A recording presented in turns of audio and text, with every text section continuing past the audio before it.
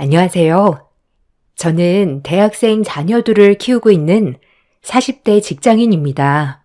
결혼을 하고 나서 정말 열심히 살아왔다고 생각을 했는데 요즘은 그 열심히 했던 세월 보상을 좀 받아야 하나 싶은 생각이 들 때가 많습니다.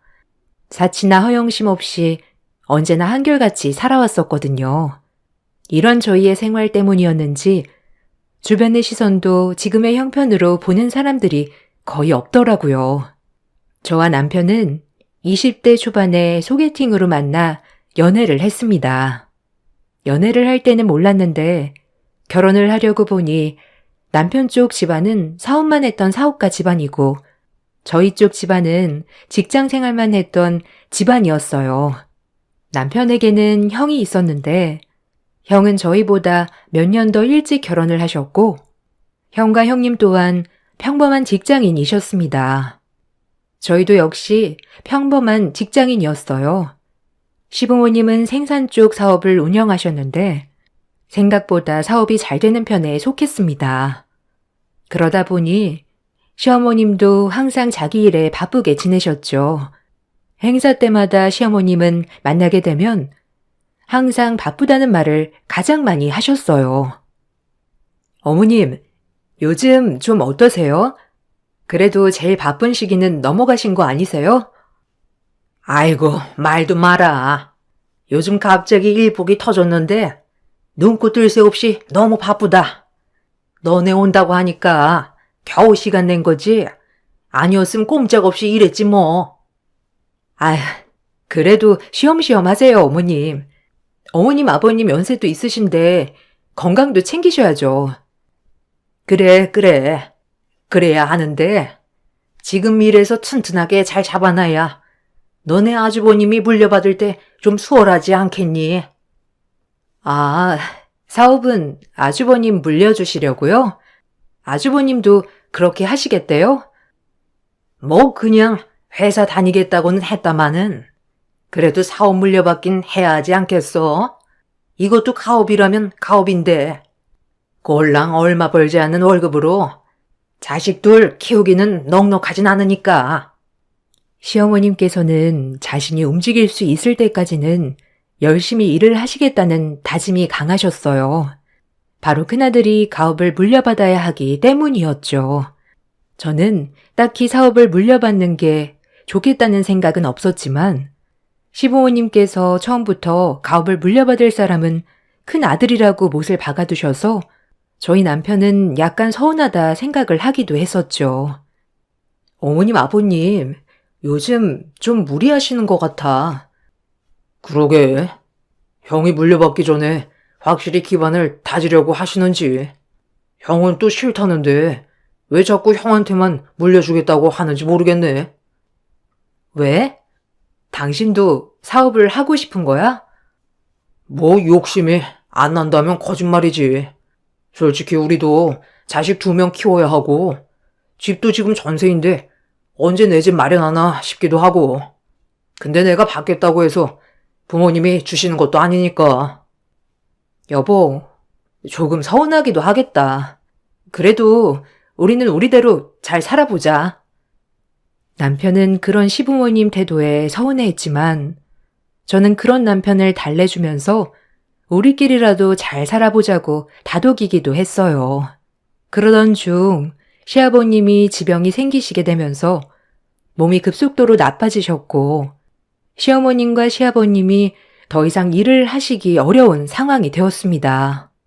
처음 아주버님은 사업을 받지 않겠다고 이야기를 하셨지만 아주버님께서 다니시던 회사 사정이 나빠지게 되면서 자연스럽게 일을 그만두게 되었고 가업을 물려받게 되었어요. 형님은 아주버님이 가업을 물려받음과 동시에 일을 그만두셨습니다. 시부모님께서 기반을 잘 다져 놓으셨기 때문에 사업을 물려받은 후에도 별탈 없이 잘 운영이 되었죠. 거기다가 젊은 감각까지 더해지다 보니 새로운 거래처들도 많이 생겨났습니다. 사업은 날이 갈수록 잘 되었고 전에 받던 월급에 비해서 몇 배는 더 많이 수입을 얻게 되셨던 것 같아요. 그때부터 아주버님 부부의 씀씀이가 커지게 되었습니다. 명절날이면 그 모습을 더욱 잘 볼 수 있었어요. 어머니, 아버지, 잘 받으세요. 올해는 건강하시고, 이번에는 명절 선물로 현금을 준비했습니다. 아이고, 이게 다 뭐니? 이렇게나 많이 주다니. 역시 우리 큰아들이다. 어머님, 이건 어머님 드릴 영양제인데요. 건강 좀 챙기시라고요. 아유, 큰애가 마음을 많이 썼구나. 고맙다. 어머, 동서는 뭐 준비한 거 안 가지고 왔어? 드릴 거면 지금 같이 드리지. 아, 어머님, 저도 형님이랑 같은 영양제 준비했어요. 요즘 어머님 건강이 약해지신 것 같아서요. 잘 챙겨 드세요. 예, 너는 형님이랑 선물 어떤 거 할 건지 미리 상의도 안 해봤니? 원래 이런 건 아래 것이 먼저 이야기를 꺼내야 편하게 얘기할 수 있는 거야. 어머님, 그럴 수도 있죠 뭐. 제 거 드시고 동서 것도 쭉 드시면 되겠네요. 아하, 그렇구나. 같은 걸 준비하면 신경 쓸 수도 있는데 역시 우리 큰애가 배포가 남다르네.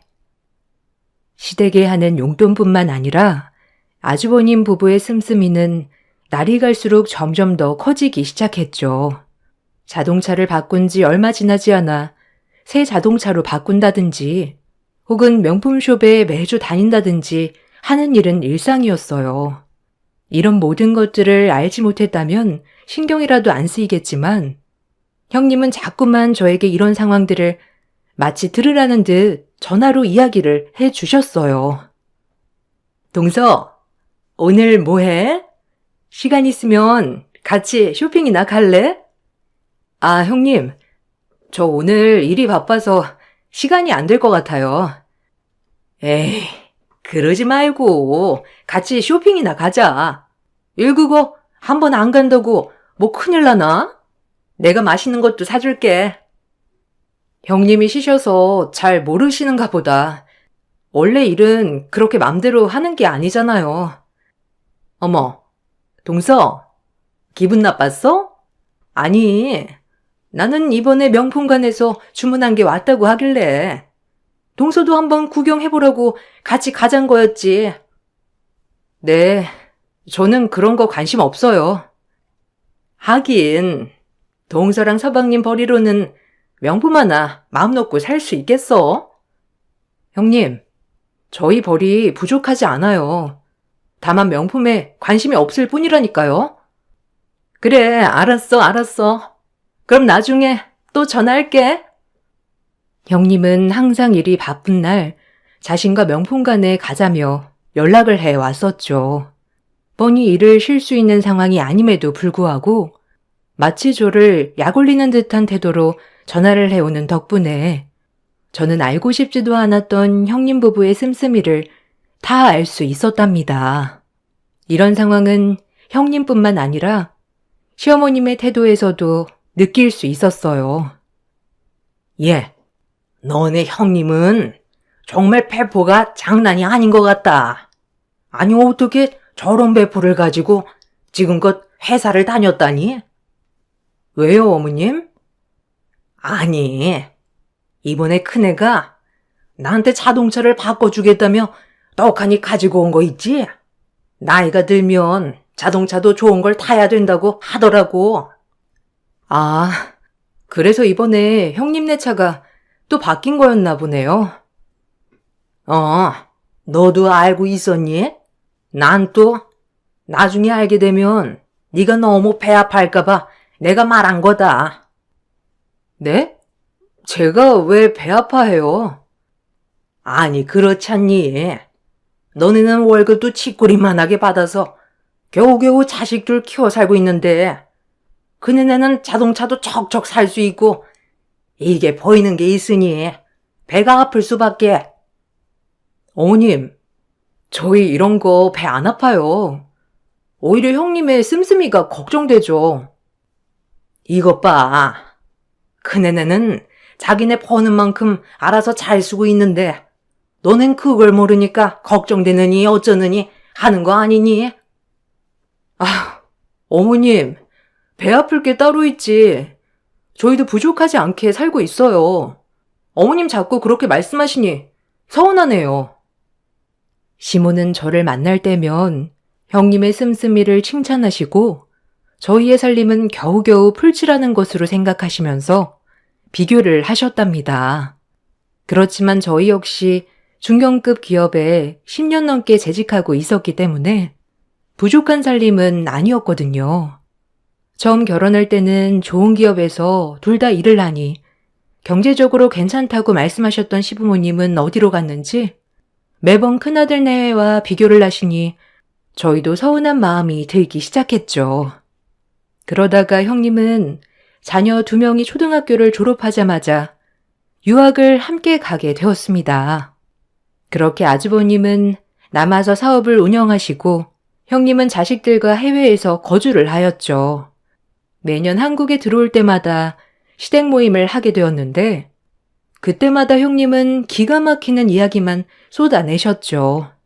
거기에 동조하는 건 시모였습니다. 어머, 동선에도 아이들 유학 한번 보내봐. 얼마나 좋은지 몰라. 한국 교육이랑은 차원이 다르다니까. 어릴 적에 가야 영어도 늘고 문화도 배우고 시야가 확 넓어져. 그렇지? 아유, 둘째네도 왜 안 보내고 싶겠니? 그래도 회사원 월급에 어떻게 유학까지 보내? 하긴 그렇죠.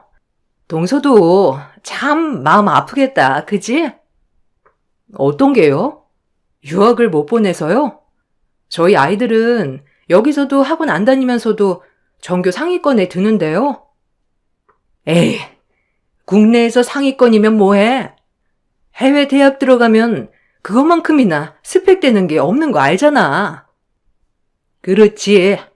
지금 아무리 공부 잘해봤자 대학 들어갈 때를 잘해야 되는 거다, 너.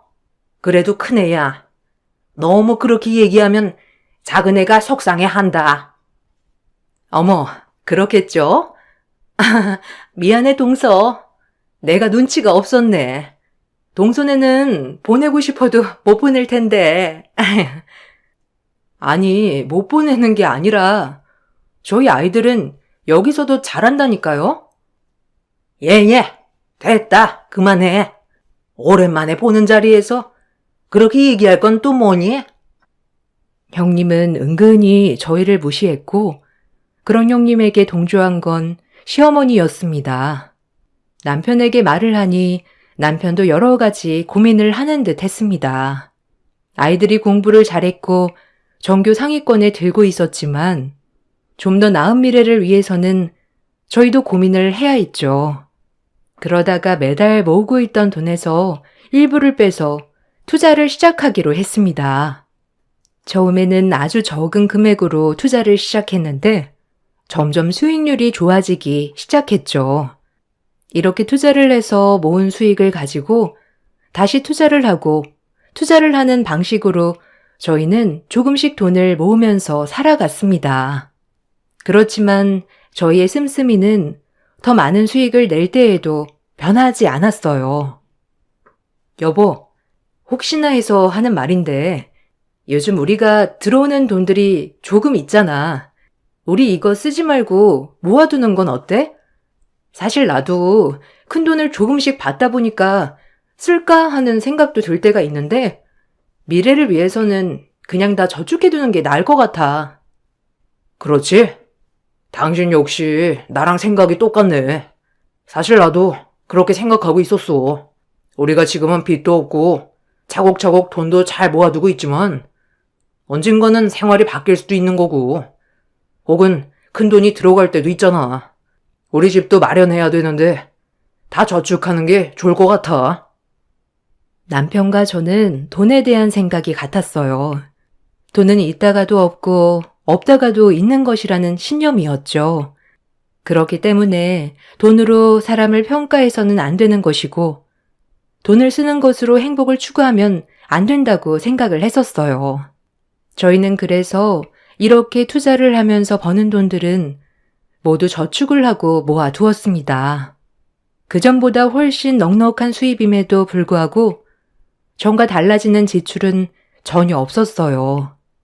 감사하게도 저희 아이들은 학원을 다니고 싶어 하지 않았고 항상 집에서 공부를 했기 때문에 따로 아이들 학원비로 들어갈 것도 없었습니다. 고등학교에 진학을 하고 나서는 학교에서 오랫동안 공부를 하다 보니 따로 들어가는 비용이 없었죠. 늘 잘 나갈 것 같았던 아주버님의 사업은 시간이 지나면서 점점 어려워지기 시작했습니다. 심지어 남편에게 연락이 와 돈을 빌려가는 날도 많아졌어요. 오늘 형이 전화 왔었어. 돈 좀 빌려달라고 하더라고. 요즘 사업이 영 좋지 않은 모양이야. 급하다고 하는데 좀 빌려줘야 할까? 얼마나? 근데 요즘에도 아주버님 자동차 새로 바뀌었던데 계속 잘 되시는 거 아니었어? 어머님은 며칠 전에도 아주버님이 뭘 사줬다면서 엄청 자랑을 하셨잖아. 그러게 말이야. 나도 잘 되는 줄 알았는데 속은 그게 아니었던가 봐. 급하게 자금 막아야 할 게 있다며 연락이 왔네. 그렇게 심각한 상황이야? 형님도 이 사실 아셔? 아는 모양이야. 조만간 한국에 들어온다고 하는 걸 보면 아는 것 같아. 남편에게 돈을 빌려가는 날이 많아지면서 해외에 있었던 형님은 자식들만 놔두고 우선 한국으로 다시 들어왔습니다. 형님이 들어오고 나서는 상황이 많이 바뀔 거라 생각을 했는데 예상외로 달라지는 건 하나도 없었어요. 형님 부부의 씀씀이는 그대로였습니다. 시몬은 사업이 어려워지는 상황을 아는지 모르는지 여전히 형님과의 비교를 시작하셨죠. 아니, 둘째야. 너는 어떻게 매번 촌스러운 옷만 입고 와? 그네처럼 깔끔하게 옷을 입고 와야지. 역시 큰애는 외국물을 먹어서 그런가? 센스가 다르네. 어머님, 이런 것도 다 돈을 써야 되는 거잖아요. 아, 그렇지, 그렇지. 그네야, 이번에 쇼핑 한번 가자꾸나. 우리 큰애 옷 한 벌 사줘야지. 아유, 어머님. 제가 어머님한테 사드려야죠. 안 그래도 이번 주말에 가려고 했는데 어머님이랑 딱 통했네요. 동서도 같이 갈래? 아이고, 야서라서. 쟤는 그런 곳 가도 쓸 돈도 없다, 얘.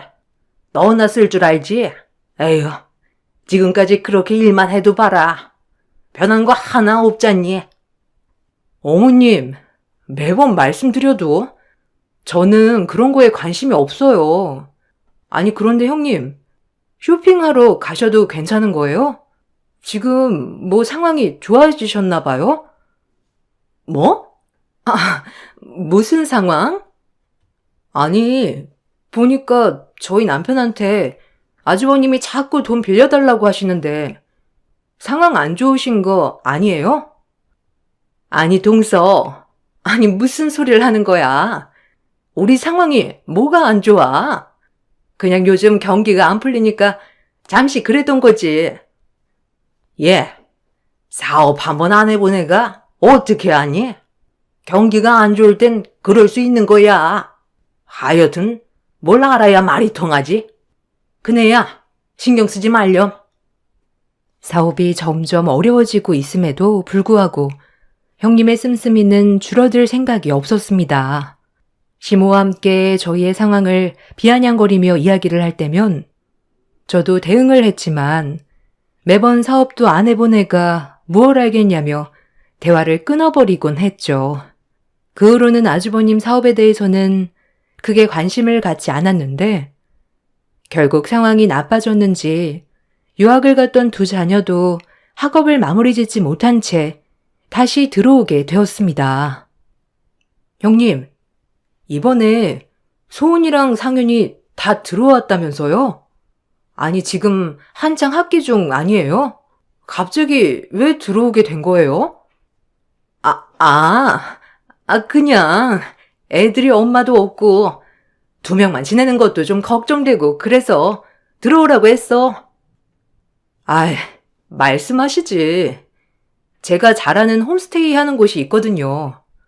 거기가 돈은 좀 드는데 그만큼 잘 케어를 해준대요. 이제라도 알아볼까요? 아니야. 뭘 알아봐. 이미 왔는데. 에이, 그래도 좀 아깝잖아요. 이제 대학이 코앞인데 지금 그냥 오면 너무 아까우니까. 아니라니까. 동서. 아니, 왜 자꾸 아니라고 하는데 이야기를 해? 네? 저는 그냥 알아봐 드린다고 한 건데. 무슨 소란이니? 아까 갑자기 왜 둘이서 싸우고 있어? 아니, 어머님. 안 그래도 속상한데. 동서가 자꾸 아이들 한국에 들어온 거 가지고 뭐라고 하잖아요. 둘째야, 너는 그 심보 좀 고쳐라. 그럼 어린애들을 엄마 없이 거기 그냥 두란 말이니? 아이고 참, 배 아픈 것도 이렇게 얘기하네. 어머님, 그게 아니고요. 형님네 지금 상황이 안 좋은데 자꾸 핑계대면서 말을 안 하니까 한 얘기예요. 무슨 상황이 안 좋다는 거니? 형님네, 다음에 70평대로 이사 간다. 얘는 정말 질투도 가지가지 하는구나. 저는 정말 황당했어요. 당장 사업을 접어야 할지도 모른다고 했던 상황에서 70평대로 이사를 간다니. 이 상황에 그런 선택을 한다는 게 너무 어이가 없어 말이 나오지 않더라고요. 알고 보니까 현재 살고 있는 30평대 아파트가 좁고 낡아서 고급 70평대로 이사를 가는 거였어요. 당신 아주버님네 이사 가는 거 알아? 이번에 70평대로 이사 가신대. 나도 그것 때문에 황당하더라고. 형한테 물어보니 어쩔 수가 없대. 자기도 남들 시선도 있고 사업이야 곧 풀릴 것 같으니까 그냥 간다고 하는데 진짜 할 말이 없더라. 아니, 당신한테 지금까지 계속 돈 빌렸다 갚았다 하는 거 아니었어? 아니, 어떻게 70평대로 이사 가게 되신 거래? 거기다가 애들 유학 급하게 마무리하고 들어오게 된 것도 제대로 말도 안 했던 것 같더라고. 빨리 사실을 말해야 씀씀이라도 줄일 텐데. 엄마는 그것도 모르고. 에휴. 저와 남편은 이렇게 흘러가다가는 시댁 식구들이 빚더미에 앉는 건 아닌지 걱정이 되기 시작했어요. 여러 번 아주버님에게 현재의 상황을 말하라고 했지만 아주버님도 체면이 있다며 좀 더 버텨보겠다고 말할 뿐이었습니다. 거기다가 형님도 모든 상황을 알고 있음에도 그 씀씀이는 줄어들지 않았죠. 그렇게 70평대 이사를 하고 나서 저희는 집들이를 가게 되었습니다. 시어머님께서는 집들이 선물로 건조기를 해 주셨더라고요. 어머님, 이사 선물로 건조기 해 주셨네요? 그래. 이번에 내가 고급형으로 하나 선물해줬다. 이런 거 들어오는데 아무거나 선물할 순 없잖니. 역시 형만한 아우 없다더니 이런 좋은 곳으로 이사까지 오고 정말 대견하다 대견해. 우리 큰애가 고생 많이 했지. 남편 뒷바라지하고 자식들 유학 바라지하고 아주 고생 많이 했다. 이제 이렇게 좋은 곳에서 편하게 살 일만 있겠네. 어머님, 그러게요. 살다 보니 이런 날도 다 있네요. 다 어머님 덕분이죠. 어머님, 형님, 저희도 다음 주에 이사 가요. 이번에는 전세 아니고 자가로 마련했어요. 이사하고 집들이 할 테니까 저희 집도 오세요. 어머, 집을 마련했어? 어딘데? 몇 평이야? 30평대인데 실평수가 잘 나왔어요. 깔끔하고요. 에휴, 이사를 간 게 거기서 거기 아니니? 아무튼 알았다. 여기서 힘 빠지는 얘기 그만하자꾸나. 형님네가 이사를 한 이후 얼마 지나지 않아 저희도 새 집으로 이사를 가게 되었어요. 30평대로 이사를 가게 되었는데 그 사실을 시모에게 전하자 생각보다 좋아하시진 않으시더라고요. 이사를 하는 날에는 저희 집뿐만 아니라 다른 곳에서도 입주를 진행하였습니다. 저희는 바로 입주를 하고 나서 시댁 식구들과 함께 집들이를 했죠. 집들이를 온 시모와 형님의 표정은 좋지 않았어요. 아유, 아니 어떻게 이 좁은 곳에서 4명이서 산다는 말이니? 어머님, 이제 애들 다 대학 보내면 저랑 남편만 있을 건데 이 정도가 딱 괜찮아요. 너무 넓어도 관리도 힘들고요. 이것 봐라. 뭐든 해봐야 안다고. 큰 집에 살아본 적이 있어야 좋다는 걸 알지. 에휴. 그러게요, 어머님. 어머, 이건 어디 브랜드야? 듣도 보도 못한 브랜드인데? 동서, 이거 메이저 브랜드 아니야? 아, 그거 메이저는 아닌데. 어머, 동서. 가전이나 가구는 메이저로 해야지.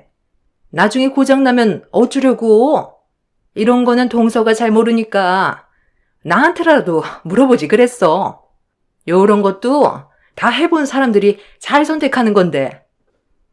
국내 메이저는 아니지만 해외에서는 유명한 브랜드예요. 해외에서 유명하면 뭐해? 난 듣도 보도 못한 브랜드인데.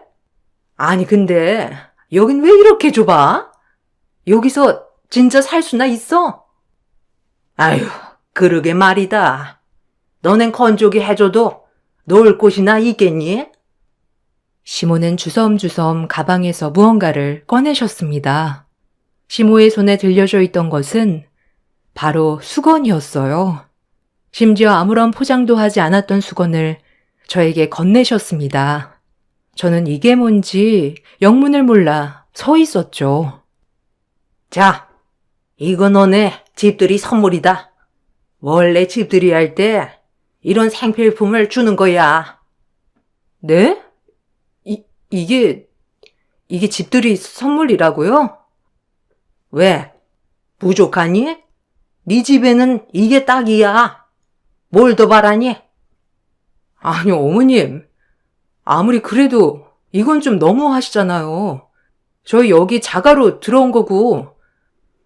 예, 너는 형님도 보는데 창피하지 않니?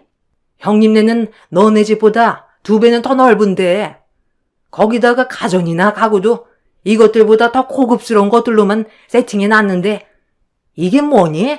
아유, 집들이를 할 거면 제대로 된 곳에서 해야지. 그래, 너네 벌이로는 뭐 이게 최선이겠다만. 시모와 형님은 자꾸만 집안을 돌아다니면서 온갖 가전과 가구들 브랜드를 살피기 바빴습니다. 일을 하고 있던 남편과 아주버님도 퇴근을 하고 들어와 식사를 하고 있던 와중에 인터폰으로 저를 부르는 소리를 듣게 되었어요. 잠시 자리를 비우고 사무실로 내려간 순간 저는 남편에게 바로 전화해 사무실로 내려오라고 했습니다. 여보, 여기 좀 내려와 봐야 할 것 같아. 어? 왜? 무슨 일 있어? 아니, 무슨 일은 아니고 일단 잠시 내려와 봐. 제 전화를 받고 남편은 불이 나게 뛰어 내려왔습니다. 남편이 갑자기 밖으로 나가자 시댁 식구들도 모두 같이 내려오게 되었죠. 현장에는 건물에 입주를 하는 사람들이 모여 깜짝 파티와 함께 선물을 전달해주기 위해 모여 있었습니다. 저와 남편은 너무나 놀라서 아무 말도 하지 못했죠. 그러자 입주자 대표 중 한 분이 저희에게 다가와 고마움을 표시했습니다. 사장님, 저희가 정말 여러 곳 이사 다녀봤지만 여기만큼 입주 환영해주는 곳 못 봤습니다. 경기가 어려워 전세금도 낮춰주시고 저희가 감사한 마음에 준비한 선물이니 받아주세요. 네? 아니에요. 그러려고 한 게 아니었는데. 다들 오늘 입주는 잘 하셨나요? 저희는 오늘 간단하게 집들이를 하고 있어서요. 아이고, 저희가 그것도 모르고 깜짝 파티를 준비했네요. 정말 감사합니다. 여기서 오랫동안 잘 사셨음 저희가 더 행복하죠. 제 말에 시댁 식구들은 모두 깜짝 놀랐습니다. 저희가 들어온 건물은 바로 저희가 지어 올린 건물이기 때문이었어요. 그동안 모은 돈을 가지고 저희는 땅을 사고 건물을 올렸습니다. 생각보다 투자가 잘 되어서 작게나마 건물을 올릴 수 있게 된 것이었죠. 건물을 올릴 때에도 인테리어에 모든 정성을 쏟아서 설계를 했고 입주하는 주민들에게도 입주 선물을 준비했습니다. 이런 모습에 감동을 했던 입주민들이 직접 모아 선물을 준비했던 것입니다. 집으로 돌아오고 시모와 형님은 어떻게 된 일인지 묻기 바빴습니다. 아니, 이게 무슨 소리냐? 여기 건물이 너네 건물이라고? 네, 그렇게 됐어요. 그동안 좀 모은 것도 있었고요. 아무리 그래도 동서, 지금까지 10년 넘게 같은 차 타고 다니고, 거기다가 명품이나 그런 것도 하나도 없었잖아. 그런데 어떻게 집을 지어서, 아니 건물을 올릴 수가 있어? 지금 거짓말 하는 거 아니야? 형님, 아무리 거짓말을 해도 어떻게 이걸 거짓말을 해요? 그럼 저 사람들 다 섭외해서 온 거란 말씀이세요? 아니, 그렇잖아. 지금까지 뭐 티 한 번 안 내다가 갑자기 짠 하고 내 건물이다 하는데. 형님, 저희가 왜 아꼈겠어요? 다 이렇게 미래를 위해서 아낀 거지. 그럼 이게 정말 니네 건물이라는 거야? 네, 어머님. 저랑 남편 건물이에요. 시모와 형님의 표정은 정말 큰 충격을 받은 것처럼 보였어요. 특히나 형님은 아무런 말도 하지 않은 채 식사 자리를 끝내고 부랴부랴 집으로 돌아갔죠. 며칠 후 아주버님은 더 이상 사업이 어려워진 것을 어머님께 숨길 수 없다 생각을 했는지 어머님께 모든 사실을 털어놓으신 듯 했어요. 그때부터 시어머니는 저희에게 전화와 아주버님을 도와달라며 말씀하셨답니다. 얘 작은 애야. 아무리 그래도 근형이 잘 돼야 가정이 평안한 거다. 너네는 앞으로 다닐 직장도 있고 자식들도 다 키웠잖니. 그 건물명이 근형 앞으로 잠깐만 돌려서 힘든 것만 좀 풀어보자꾸나. 아니면 건물 담보 좀 잡아다오. 네? 어머님, 저는 그렇게 못 해드려요. 그동안 저랑 저희 남편, 아주버님 네랑 차별당하고 비교당하면서 살았는데 아끼고 아껴 지은 건물을 아주버님께 달라니요? 어머님 생각이신 거예요? 그래, 내 생각이다. 너흰 그냥 그 집 하나만 있으면 되지 않니? 그 집 명의는 너한테 줄 테니까 그냥 나머지만 달라는 건데 가족인데 그게 어렵니? 어머님, 진짜 이건 너무하신 것 같아요. 아무리 가족이어도 이건 아니죠. 더군다나 어머님은 항상 아주버님이 잘났고 형님이 잘나셨다고 했는데 저한테 말씀하시지 마시고 아주버님이랑 형님께 말씀하세요. 그리고 그 잘난 두 분께서 알아서 잘 해결하시겠죠.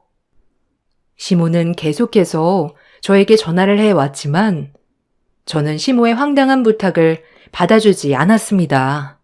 시모뿐만 아니라 형님 역시 저에게 연락이 와 한 번만 만나자며 부탁을 해 오더라고요. 동서, 나 부탁이 있는데. 부탁이요? 사실 우리 사는 집 자가 아니고 월세야. 사업이 좀 어려워져가지고 이사를 간 건데 이게 매달 나가는 돈이 부담되네. 혹시 좀 도와줄 수 있어? 형님, 전부터 말씀드리고 싶었는데요. 이제는 좀 형편에 맞게 사셔야 될 것 같아요. 막말로 지금 다 정리해도 힘든 상황인데 형님네는 차도 계속 바꾸고 집도 형편에 안 맞는 곳으로 사시는 거잖아요. 이제는 좀 정신 차리세요. 아니, 동서. 말이 좀 지나치다. 우리는 다시 일어날 거야. 그냥 잠시, 지금만 잠깐 도와달라는 건데. 아니, 무슨 그렇게까지 이야기를 해? 형님, 사업 안 좋은 지 꽤 되셨잖아요. 거기다가 사업 상황도 안 좋으신데 자꾸 사치품에 쇼핑에 거기다가 형편에 안 맞는 집까지 이게 어떻게 잠시 잠깐이라고 할 수 있어요? 저는 못 도와드립니다. 그렇게 저희는 무시하던 시모 형님은 저에게 계속해서 도움의 손길을 요청했지만 저는 도와주지 않았어요.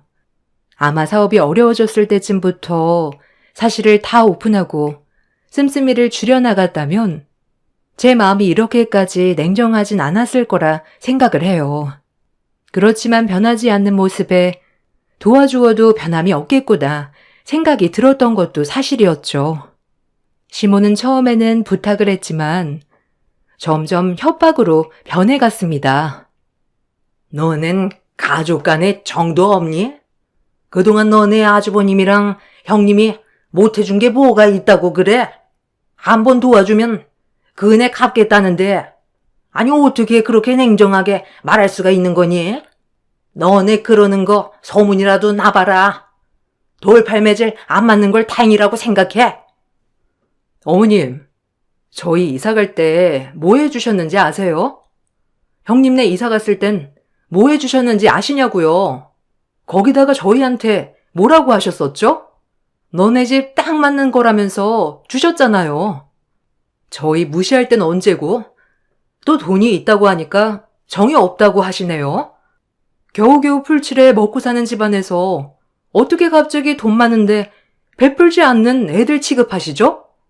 저희 전이랑 달라진 거 하나도 없습니다. 어머님께서 돈으로 사람 판단하신 거죠. 뭐? 아니 내가 무슨 그런 말을 했다고 그래? 어머님, 저 결혼 20년 세월 동안 어머님이 형님이랑 그렇게 비교를 하셨어도 저는 제가 부끄럽지 않았어요. 저한테 이렇게 얘기하실 게 아니라 아주버님이랑 형님 씀씀이를 다그치셔야죠. 저한테 도와주지 않아서 화를 내실 게 아니라 열심히 읽어낸 사업을 10년 만에 말아먹은 큰아들 애한테 화를 내셔야 하는 거 아니에요? 사업을 하다 보면 잘 안 될 수도 있는 거지. 그걸 화를 왜 내니? 그런데 너넨 도와줄 수 있는 돈이 있잖니. 그걸 안 도와준다는데 너네한테 화를 내야지. 맞아요. 사업을 하다 보면 잘 안 될 수도 있죠. 근데 사업이 안 될 때는 그만큼 씀씀이도 달라져야 하는 거 아닌가요? 어머님이며 형님이며 매번 사치품에 쇼핑에 그걸 같이 하지 않는 저에게는 비아냥에 비교도 하셨는데 제가 왜 도와드려야 하죠? 너랑은 말이 안 통하겠구나. 됐다. 아들이랑 얘기할 테니 넌 빠져라. 어머님 아들이랑 이야기하셔도 마찬가지실 거예요. 시모는 저에겐 화를 냈지만 제 남편 아들에게는 애걸복걸하며 형을 도와달라고 이야기를 하셨어요. 그렇지만 남편 역시 그동안의 형과 형수님의 태도를 알았기 때문에 절대 도와줄 수 없다고 입장을 밝혔습니다. 결국 형님네는 어머님 댁으로 들어가 살게 되었고 사업은 모두 정리를 하게 되었어요.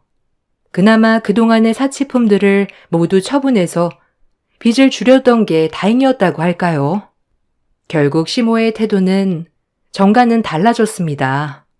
이전처럼 형님과 비교는 하지 않죠. 혹시나 저에게 잘해준다면 무언가 떨어질지도 모른다 생각하시는지 시모 형님 모두 저에게 정가는 다르게 친절하게 대하신답니다. 이게 얼마나 갈지 두고 봐야 할 것 같네요. 제 이야기 들어주셔서 감사합니다. 좋은 날 건강 유의하세요. 안녕하세요. 저는 힘들었던 시간들이 어느 정도 정리가 된 이후 제 삶을 다시 찾게 된 여자입니다. 믿기지 않는 현실들을 눈앞에서 마주했을 때 저에겐 상당한 충격으로 다가왔는데 지금 생각해보면 하루빨리 그런 상황들을 알게 된 게 오히려 제 삶에 도움이 되었습니다. 남편과 결혼을 하고 지금까지 살아오면서 서로가 맞지 않다는 걸 느끼게 된 순간부터 저희 부부는 삐걱거리기 시작했어요. 그럴 때마다 결혼에 대한 후회가 밀려왔고 제 선택이 틀렸다는 좌절감 때문에 삶에 대한 의욕이 거의 없었어요. 서로 가지고 있는 생각 자체가 너무 달랐던 터라 자주 목소리를 높이게 됐는데 제가 남편을 이해해주지 못한다는 게 결정적으로 싸우게 된 이유였습니다. 결혼을 하고 가정을 꾸렸으면 생활의 변화는 당연하게 있어야 되는 거잖아요. 그런데 남편은 자기가 살아온 삶에서 크게 벗어나는 걸 원하지 않았습니다. 결혼 생활을 유지하면서 본인이 원하는 대로 살고 싶어하는 자기 중심적인 모습을 보였어요. 하고 싶은 대로 살 생각이면 왜 저와 결혼을 했는지 이해할 수 없었고 그런 모습들이 마음에 들지 않았어도 쉽게 결정해서 결혼한 게 아니기 때문에 남편한테 최대한 좋게 설득하면서 삶을 변화시키려 했었는데 결국 한 번의 사고로 집안 전체가 울릴 정도로 상당히 큰 싸움으로까지 이어졌고 이혼 얘기까지 나오게 되었습니다. 남편이 늦은 새벽 시간까지 술을 먹고 들어오는 거 100번 양보하고 이해할 순 있어요. 하지만 개가 돼서 들어오는 건 용납이 안 되더라고요. 거의 매일 술을 퍼먹다시피 해서 그날도 일찍 들어올 것 같진 않아 그냥 포기하고 자고 있었는데 남편이 들어오는 소리가 들리길래 잠에 취한 상태로 방문을 열면서 나왔어요. 그런데 경악할 만한 충격적인 장면들을 만들었고 현실을 받아들이기 힘들었던 저는 늦은 새벽 시간에 비명을 지를 수밖에 없었습니다. 남편이 집안 여기저기에다가 가리지 않고 토를 해버렸어요. 얼마나 먹었는지 양도 어마무시하게 나와서 감당이 안 될 정도였죠. 화장실에서 해결하라고 했는데 남편은 저를 뿌리치더니 가리지 않고 아무데나 토를 해서 그냥 짐 챙겨 나왔습니다. 저도 참아올 만큼 참아왔던 터라 더는 못 봐주겠더라고요. 결혼 전에도 술을 어느 정도 먹는 건 알고 있었는데 과하지 않게 적당히 마시길래 대수롭지 않게 넘어갔었어요. 하지만 그건 어디까지나 저에게 안 좋은 모습을 보이는 게 싫어서 자기 본 모습을 숨기고 있었다는 걸 결혼 이후 알게 되었던 거죠. 그날 정말 질려버려 친정으로 와버린 뒤 남편과 함께 살아갈 생각을 접어버렸어요. 스트레스 받으면서 같이 살 바엔 차라리 혼자 사는 게 속 편할 것 같았습니다. 애도 없는데 굳이 힘들게 같이 살아가면서 남편의 개보다 못한 모습을 보고 싶지가 않았어요. 저희 부모님도 남편이 술을 먹고 난 이후에 너무 다른 사람 같아서 걱정을 많이 했었다며 아닌 것 같으면 망설이지 말고 결정하라고 말씀해 주셔서 그날 집에 들어가지 않았어요. 어느 정도 시간이 흐른 뒤 제가 집으로 돌아오지 않자 남편이 먼저 전화를 걸었는데 받자마자 첫 마디가 청소를 다 해놨다는 거였어요. 여보, 내가 정말 미안해. 아침에 일어났는데 집안 꼴을 보고 나도 너무 놀라서 급하게 청소를 하긴 했는데 당신은 어제 얼마나 놀랐겠어. 이번 일은 내가 다 잘못했으니까 일단 집에 들어와서 대화 좀 하자. 오늘 안 들어올 건 아니지? 회사에다가는 어제 술을 너무 많이 마셔서 출근을 못할 것 같다고 말해놨거든. 당신 참 염치 없다. 그 집에 다시는 들어가고 싶지가 않아. 최근에 몇 번이나 얘기했는데 끝까지 내 말을 무시하더니 결국 감당하기 힘들 정도로 술 퍼먹고 와서 집안 꼴을 아주 개판으로 만들어놔? 청소했다고 해서 냄새가 빠질 것 같니? 원하는 대로 살고 싶다며. 그래서 그렇게 해주겠다는 건데 뭐가 문제야? 얘야, 나다. 아침에 내 아들한테 연락을 받자마자 깜짝 놀라서 일단 내가 먼저 집에 와봤다. 아들이 실수한 거 전부 다 치우고 해장국 만들어 먹였으니까 거기서 그러지 말고 와서 얘기 좀 하자. 평생 안 올 것도 아니잖아. 많이 실망한 거 알지만 그래도 얼굴 보면서 대화를 해야 해결이 되지 않겠니? 어느 정도 예상은 했지만 남편이 혼자 감당할 수 있을 정도는 아니었어요. 집안을 난장판으로 만들어놨는데 제가 집에 없는 걸 보고 남편도 어느 정도 눈치는 있었는지 시모를 불러 집안 정리를 했다곤 하지만 이미 너무 실망스러운 모습을 봐서 더는 미련이 남아있지 않아 이혼 생각을 하고 집으로 들어갔어요. 빨리 올 줄 알았는데 좀 늦었네. 자, 봐봐. 우리 어머니가 내가 실수한 거 전부 다 정리해줬어. 덕분에 당신이 손가락 하나 까딱할 게 없다니까. 아까 나한테 한 소리 들었으니까 너무 뭐라고 하지 말고 둘이서 잘 좀 지내라. 그래도 서로 잘 살아보겠다고 혼인신고에 도장까지 찍어놓고 이런 일로 이혼하겠다는 건 아니지. 살면서 내 아들이 저지른 실수 같은 건 정말 아무것도 아니다. 삶의 티끌 같은 일인데 심각해질 필요 있겠니? 맞아. 우리 어머니 말대로 내가 어제 일은 실수한 게 맞긴 하지만 그렇다고 이혼하는 건 너무 오버 아니야? 어느 누가 술 먹었다고 이혼까지 하냐? 술 먹고 집안을 난장판으로 만들어 놓은 게 이번이 처음이야? 그동안 내가 얼마나 많이 참아왔는지 당신도 모르는 거 아니잖아. 어머님 아들이라고 이런 문제로 감싸고 들면 제가 더 피곤해진다는 거 모르세요? 오죽했으면 이 사람이 토한 거 치우지도 않고 친정집으로 가버렸겠어요. 그만큼 저에겐 너무 큰 충격이고 실망스러운 모습을 봤기 때문에 함께 살아가고 싶은 마음이 없어져 버렸는데 당연히 이혼 생각이 안 들겠어요? 그리고 이이가 저한테 뭐라고 했는지 아세요? 결혼 생활은 유지하고 싶은데 삶이 변하는 건 싫다고 했어요. 자기가 하고 싶은 대로 살겠다는데 이게 말이 된다고 보세요? 원래 남자들이 그래. 구속받는 거 싫어하고 자기 하고 싶은 대로 하면서 살고 싶어 하는 게 남자들이야. 너희 시아버지도 그랬는데 지금은 가정에 충실한 거 봐라. 살다 보면 자기가 하고 싶었던 일들도 귀찮아서 가정에 더 충실해진다니까. 너희들 결혼한 지 얼마 되지도 않았으니 맞춰가면서 사는 게 힘든 건 당연한 거다. 나도 아직까지 맞춰가면서 살고 있는 중이고 마음에 들지 않은 부면들이 너무 많은데도 없는 것보단 나니까 부대끼며 사는 거야. 어머님은 그런 성격일진 몰라도 저는 아니에요. 이 사람이 저와 결혼을 했으면 서로 배려하고 맞춰가는 게 당연한 거지. 자기 하고 싶은 대로 행동하는 건 충분히 잘못된 행동이라고 생각해요. 이게 고쳐지지 않는다면 저도 더 이상 함께 살아갈 수 없어요. 그래서 오늘 확실하게 얘기하려고 집으로 들어온 거예요.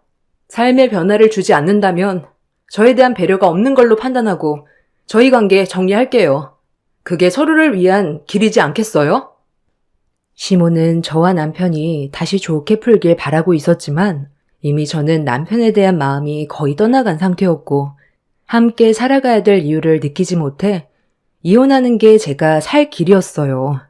남편은 다음부터 같은 실수를 반복하지 않겠다면서 저의 관계를 좋게 풀려고 설득을 하길래 생각 좀 해봐야 할 것 같다고 먼저 자리에서 일어나 방으로 들어갔어요. 시모는 서로 잘 풀라면서 나중에 다시 오겠다며 시댁으로 돌아가셨고 남편은 저에게 눈치가 보였는지 방문을 두드린 뒤 들어와 옆에 앉았는데 머뭇거리면서 건넨 한마디에 너무 놀라 남편이 뱉었던 말을 다시 되물었어요. 무슨 생각으로 저에게 그런 말을 했는지 의도를 물어보게 되었죠. 우리 관계가 좋아지려면 어떻게 하는 게 제일 좋은 방법인지 고민을 좀 해봤는데 아무래도 내가 당신과 함께 일하는 게 좋지 않을까? 나 지금 하는 일 솔직히 마음에 들지가 않거든. 그냥 직원 하나 고용한다 생각하고 나랑 같이 일하면 당신과 보내는 시간이 많아지니까 서로를 더 이해하지 않겠어? 그렇게 해야 술자리도 줄어들 테고 당신이 싫어하는 것들을 내가 하지 않겠지. 나도 이번에 집을 난장판으로 만들어 놓은 거 엄청 후회하고 있어. 내가 하는 일이 쉬워 보여? 그냥 하던 일이나 잘하고 앞으로 행동 똑바로 해. 그렇지 않으면 바로 이혼이야. 당신 직업을 본 것도 아니고 사람이 좋아 보여서 결혼을 선택했는데 술을 입에 달고 살고 있으니 내가 얼마나 배신감을 느끼겠어. 지금도 내 화가 다 풀린 건 아닌데 당신이 결혼한 이후 오늘 나한테 미안해하는 게 진심 같아서 마지막으로 한 번만 두고 보려고 하는 거야. 내가 술을 먹는 거에 대해 뭐라고 하는 거야? 자기 몸 하나 간수하지 못할 정도까지 먹는 모습을 보고 싶지 않다는 거야. 당신 할 일 다 하면서 가정에도 충실하면 내가 뭐라고 그러겠어? 하는 행동이 결혼 전이나 후나 똑같으니까 내가 화를 내는 거라고. 마지막으로 경고하는데 다음에도 또 이런 식이면 그땐 조금도 망설이지 않고 이혼 결정할 거니 그런 줄 알아. 정말 다음부터는 조절해서 먹을 테니까 걱정 안 해도 돼. 그런데 나 지금 다니는 회사 꼭 다녀야 되는 거지? 당신 식당에서 같이 일을 할 수는 없는 거야? 당신이랑 같이 일하는 거 불편해. 그리고 식당 일 해본 적도 없으면서 갑자기 뜬금없이 왜 같이 일을 하자는 거야? 다니고 있는 회사나 잘 다녀. 알겠어? 남편을 믿고 싶지 않았지만 마지막으로 기회를 주기로 결정을 내렸어요. 쉽게 결혼한 것도 아니고 변하겠다며 자기 잘못에 대해 충분히 인정을 하고 있어서 일단 두고 보기로 했던 거였죠. 이혼이야 언제든지 할 수 있고 남편과 함께 있던 좋은 기억들도 있었기에 두고 보기로 했는데 다니던 회사를 그만두겠다는 말을 했을 땐 또 다른 충격을 안겨주었지만 제가 함께 일하는 걸 강하게 거부를 하자 더는 얘기하지 않았습니다. 그날 이후 남편과 좋은 관계는 아니었지만 저에 대한 배려를 해주고 술자리도 현저히 낮아져서 어느 정도 노력을 해주는 줄 알았는데 어느 날부터인가 남편의 행동들이 눈에 거슬리기 시작했어요. 그렇게 다니기 싫어하던 회사를 콧노래까지 부르면서 즐겁게 다니던 남편이 꾸미는 거에도 상당히 신경을 쓰고 있었어요.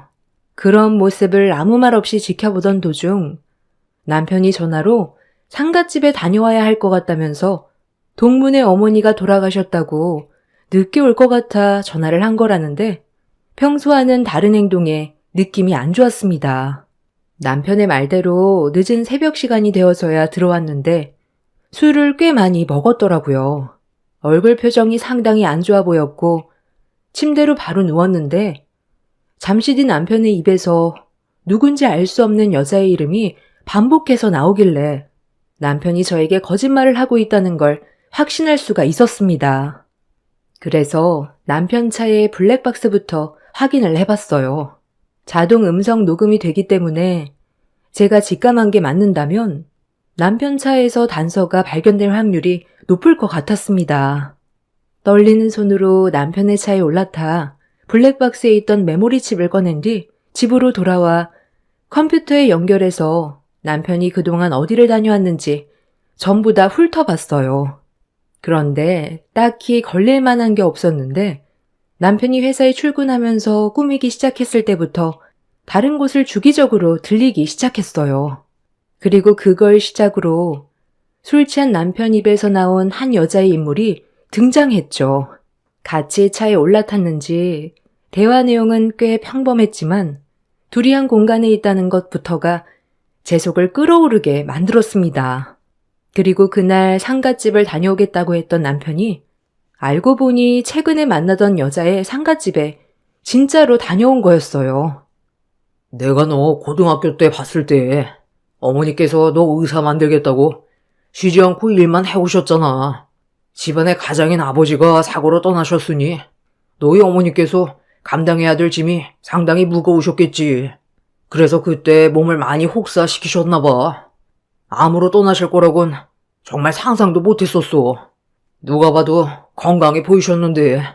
그래도 너희 어머니가 그때 힘들게 노력한 만큼 너는 서울의대 나왔고 결국 의사 생활을 하게 됐잖아.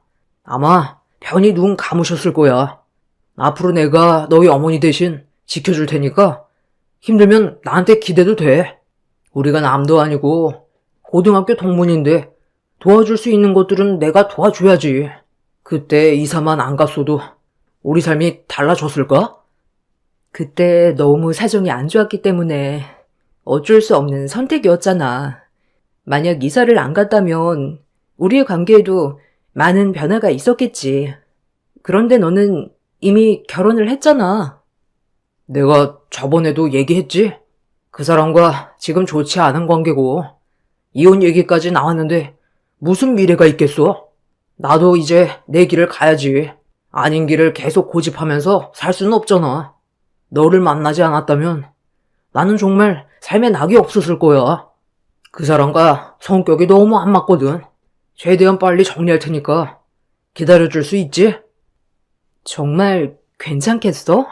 우리 관계에 대해서 네 처가 알게 되면 가만두지 않을 텐데. 나도 이러면 안 되는 거 알지만 엄마가 돌아가시고 나서 많이 힘들었는데 그래도 네가 내 옆에 있어줘서 많은 위로가 됐고 언제든 내 옆에 있어줬으면 좋겠어. 이런 내가 이기적인 걸까? 너희 가정을 무너뜨리는 게 옳은 행동일까? 너는 아무 잘못 없으니까 걱정하지 마. 내가 알아서 다 해결할게. 어차피 이혼하기로 했다고 얘기했잖아. 그 사람과는 이미 끝난 관계야. 마지막 영상 속에 담긴 음성 녹음은 저에게 엄청난 충격을 안겨주었습니다. 서울의대를 나온 고등학교 동문이라는 여자가 뭐가 부족해서 남편과 부적절한 관계를 만들어가는지 이해할 수가 없었어요. 컴퓨터 앞에 앉아 남편의 이중적인 모습을 모두 보게 된 저는 온몸에 소름이 돋았고 천천히 몸을 일으켜 안방문을 열고 들어갔어요. 세상 모르고 자고 있는 남편이 자기 잘못을 뉘우치고 있는 줄 알았는데 이미 저와 이혼을 결심하고 다른 살 길을 만들어가고 있는 중이라는 걸 알게 됐을 땐 분노가 머리 꼭대기까지 치밀어 올랐습니다. 자고 있는 남편이 너무 꼴보기 싫어 양동이에 물을 한가득 담아 그대로 남편의 얼굴에 사정없이 부어버렸어요. 찬물을 뒤집어 쓴 남편은 화들짝 놀라더니 잠이 덜 깬 상태로 소리치며 화를 표출했습니다.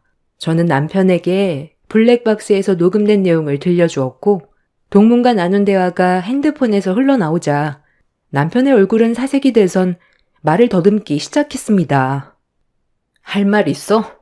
설마 했는데 네가 나를 이런 식으로 배신할 줄은 정말 꿈에도 몰랐다. 그동안 잘못을 뉘우치고 있는 줄 알았는데 나랑 이혼을 하고 싶었어?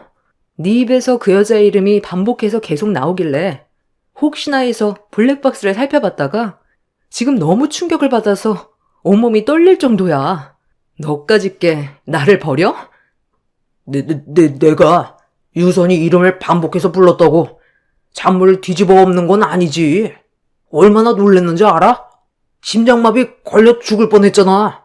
어떻게 얘기해야 되나 고민 중이었는데 차라리 잘 됐네. 이렇게 된 이상 전부 다 얘기할게. 나는 너랑 이제 같이 살아가는 게 지긋지긋해. 어차피 우리 둘이 맞지도 않는데 계속 억지로 살아봤자 시간만 버릴 거 아니야. 걔는 내 모든 걸 이해해주고 맞춰준다고. 하지만 너는 날 항상 무시하고 남편으로서 존중해주지 않잖아. 이런 삶이 너무 숨막혀서 그만하고 싶었어. 걔를 만날 때마다 너랑 비교되고 너랑 하는 모든 시간들이 너무 아깝게 느껴지더라. 그래서 조만간 이혼하자고 얘기하려 했는데 이왕 이렇게 된 거 도장부터 찍으면 되겠네. 자, 내가 서류까지 미리 싹 다 준비해놨어. 도장만 찍으면 되고 내일 서류 접수하면 우리는 남이 되는 거야.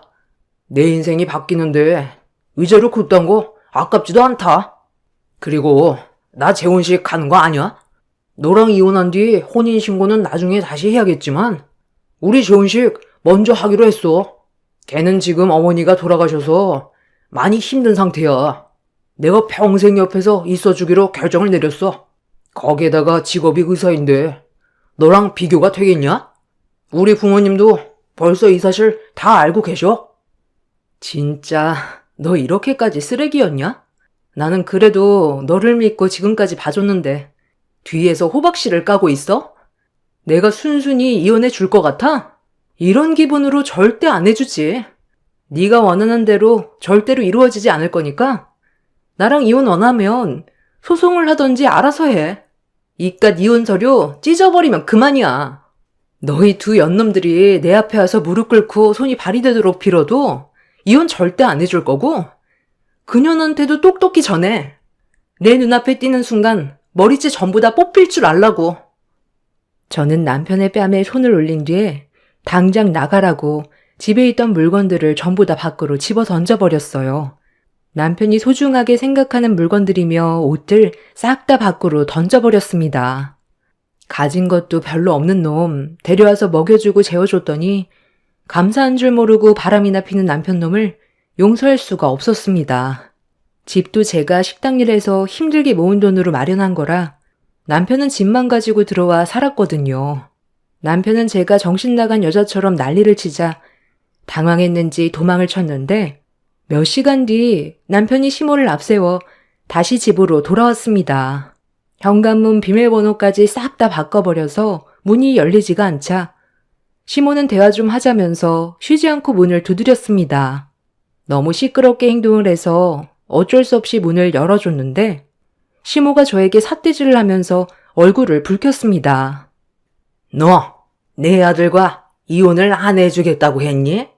우리 아들이 의사 며느리를 데리고 오겠다는데 아주 초를 치네. 이혼을 빨리 해줘야 재혼식을 올린 뒤 어느 정도 시간이 지나고 혼인신고까지 할 거 아니야? 걔가 혹시 마음이 바뀌기라도 해서 재혼을 안 하겠다고 하면 우리가 얼마나 큰 손해를 보는지 알아? 의사인 그년이 뭐가 부족해서 저런 놈이랑 살겠어요. 의사 타이틀만 보고 그냥 달려드는 것 같은데 급하면 체하기 마련인 거 몰라요?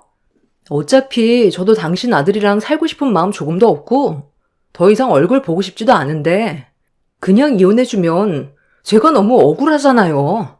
괴롭힐 때까진 최대한 괴롭혀주고 떠나야 제 속이 후련하죠. 소송으로 가도 끌 수 있는 만큼 끌고 갈 테니까 가볼 때까지 한번 가보자고요. 더 이상 꼴도 보기 싫으니까 그만 나가세요. 시모는 제가 뜻대로 이혼을 안 해줄 것 같자 의사 며느리를 놓치게 될까봐 불안했는지 얼굴을 붉히면서 저에게 막말을 퍼부어대길래 저도 시모의 말을 받아치면서 쉬지 않고 불만을 털어놓았습니다.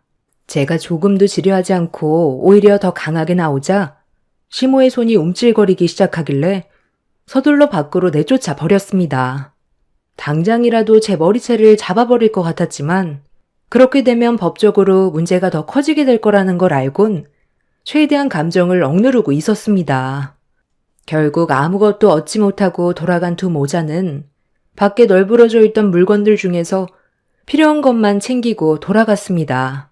그렇게 며칠의 시간이 지난 뒤 주말에 집에 있던 남편의 물건을 전부 다 싹 다 정리해서 밖으로 버려버린 뒤 다시 집으로 들어가려고 문을 열었는데 그 순간 뒤에서 시모가 저를 밀친 뒤 집 안으로 같이 들어왔어요. 제가 뭐 하는 짓이냐고 화를 내자 시모는 말보다 손이 먼저 올라가더니 제 머리채를 잡아 사정없이 흔들었고 저도 이에 질세라 시모의 머리채를 좌우 앞뒤로 흔들어 버렸습니다. 그렇게 몸싸움이 격해지면서 서로 뒤엉켜 있었는데 시모가 저를 욕실 안으로 강하게 밀쳐버렸어요. 여기 서류에 당장 도장 찍어라. 무식한 게 힘은 또 왜 이렇게 세? 네가 피해본 거에 대해선 위자료 챙겨줄 테니까 도장 찍고 그냥 깔끔하게 끝내. 소송까지 가서 사람 피곤하게 하지 말라는 거야. 오늘이 무슨 날인지 아니?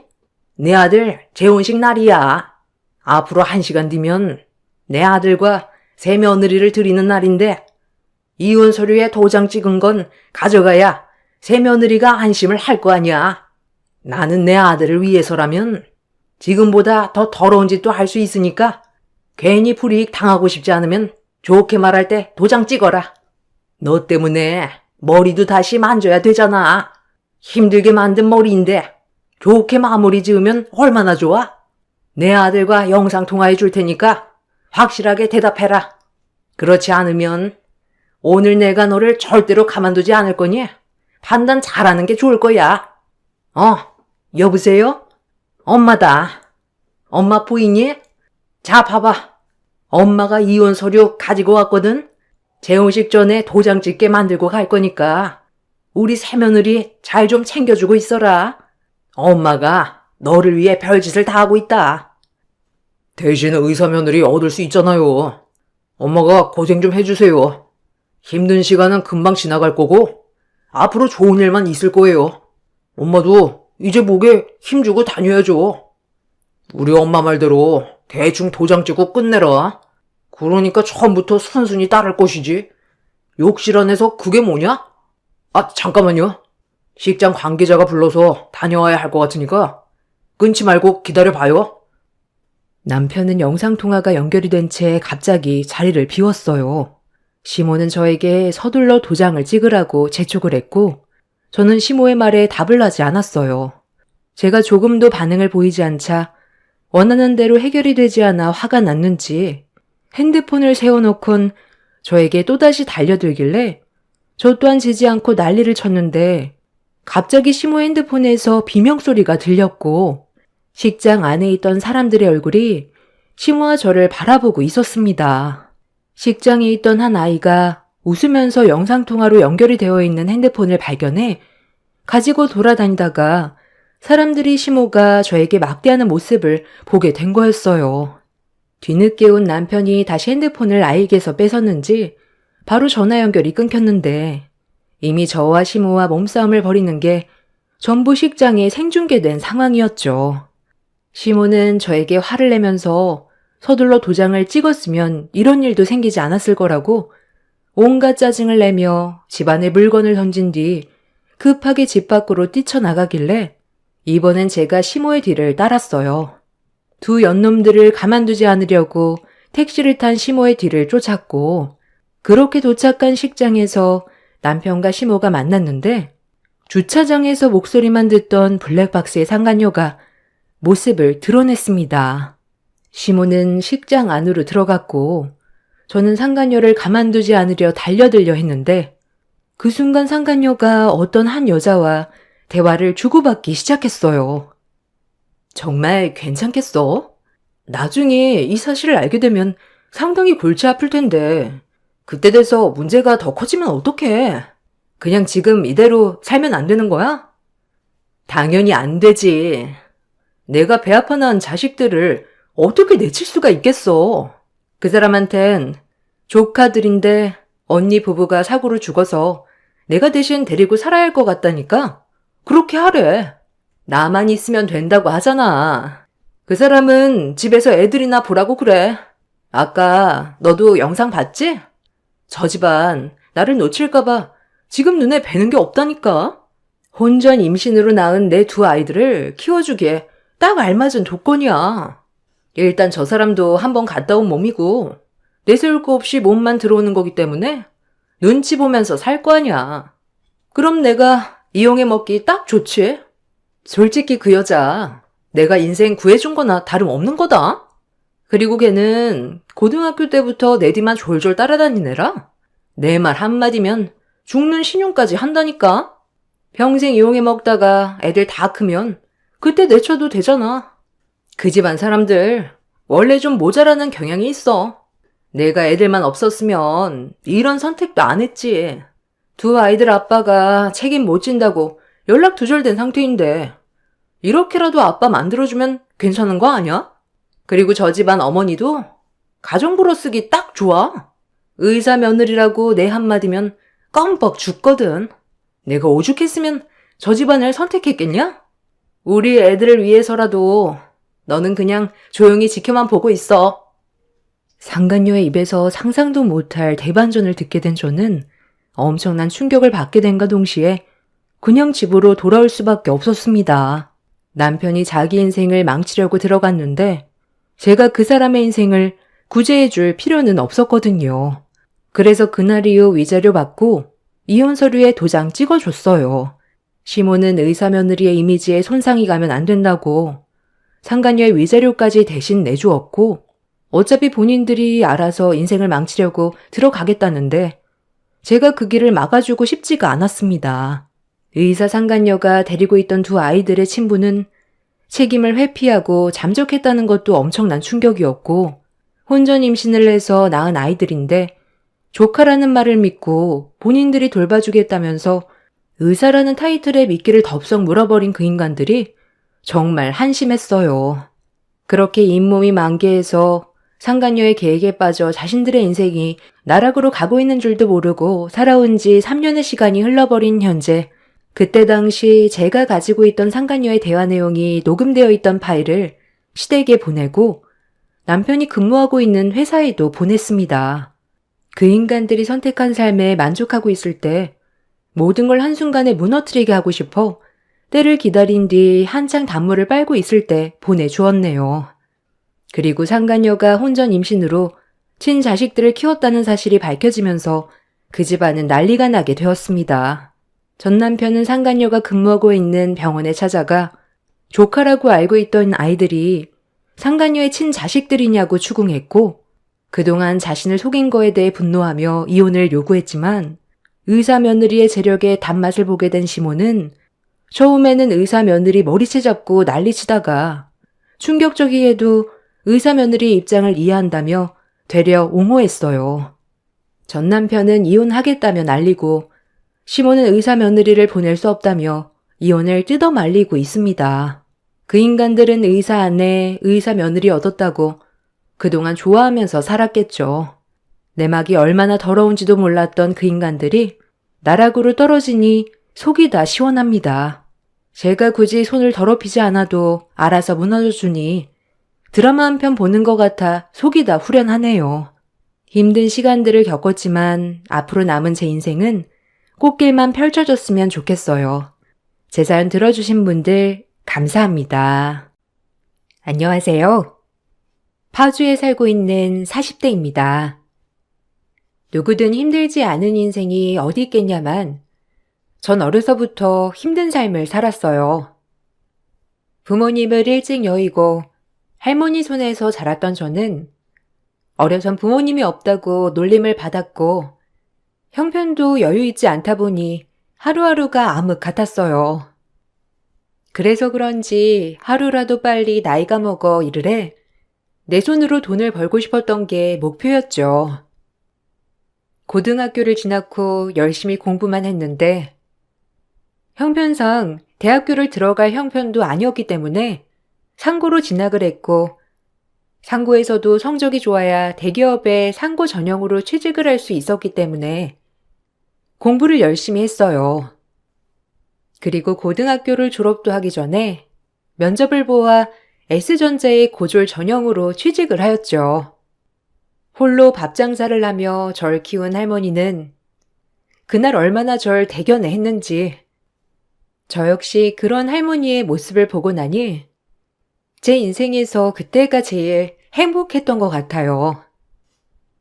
너네 부모가 살아있었다면 얼마나 널 대견해 할 거야. 학원 한 번도 안 다니고 그저 혼자 대견하게 공부하더니 결국 한국에서 제일 가는 대기업에 취직을 떡하니 하고 남들처럼 대학 문턱도 못 가봤는데 그래도 가보고 싶지 않았어? 무슨 대학이야. 빨리 취직해서 자리 잡고 나 때문에 고생한 할머니 쉬게 해드려야지. 가뜩이나 몸도 안 좋으신데. 대학교 가라니까는.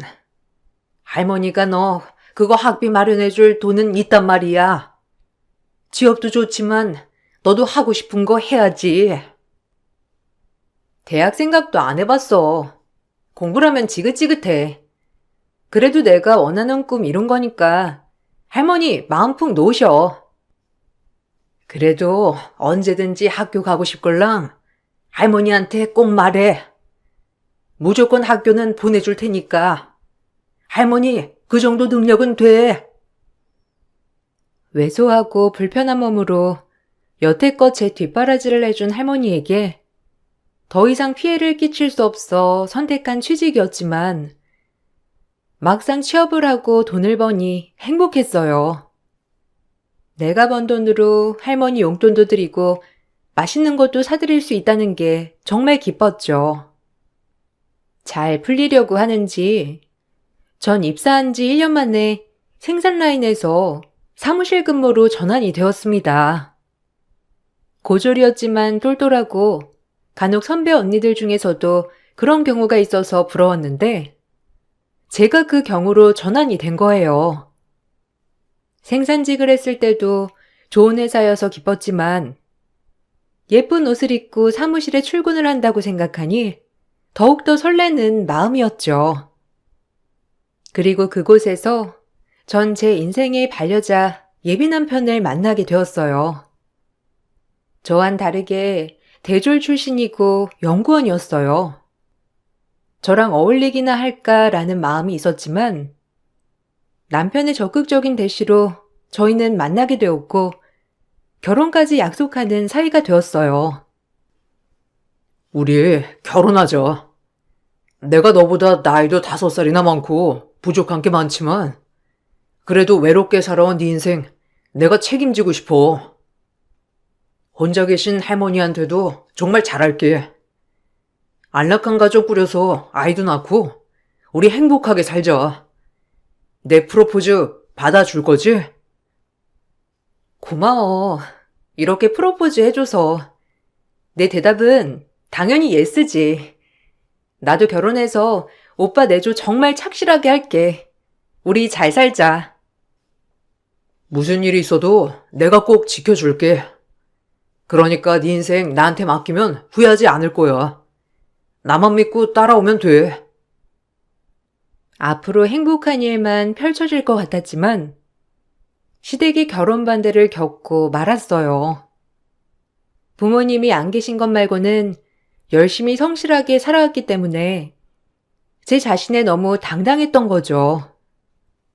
하지만 결혼을 약속하고 예비 남편의 집안을 살펴보니 모두 S대학교 출신이고 심지어 남편도 S대학교를 졸업한 재원이었어요.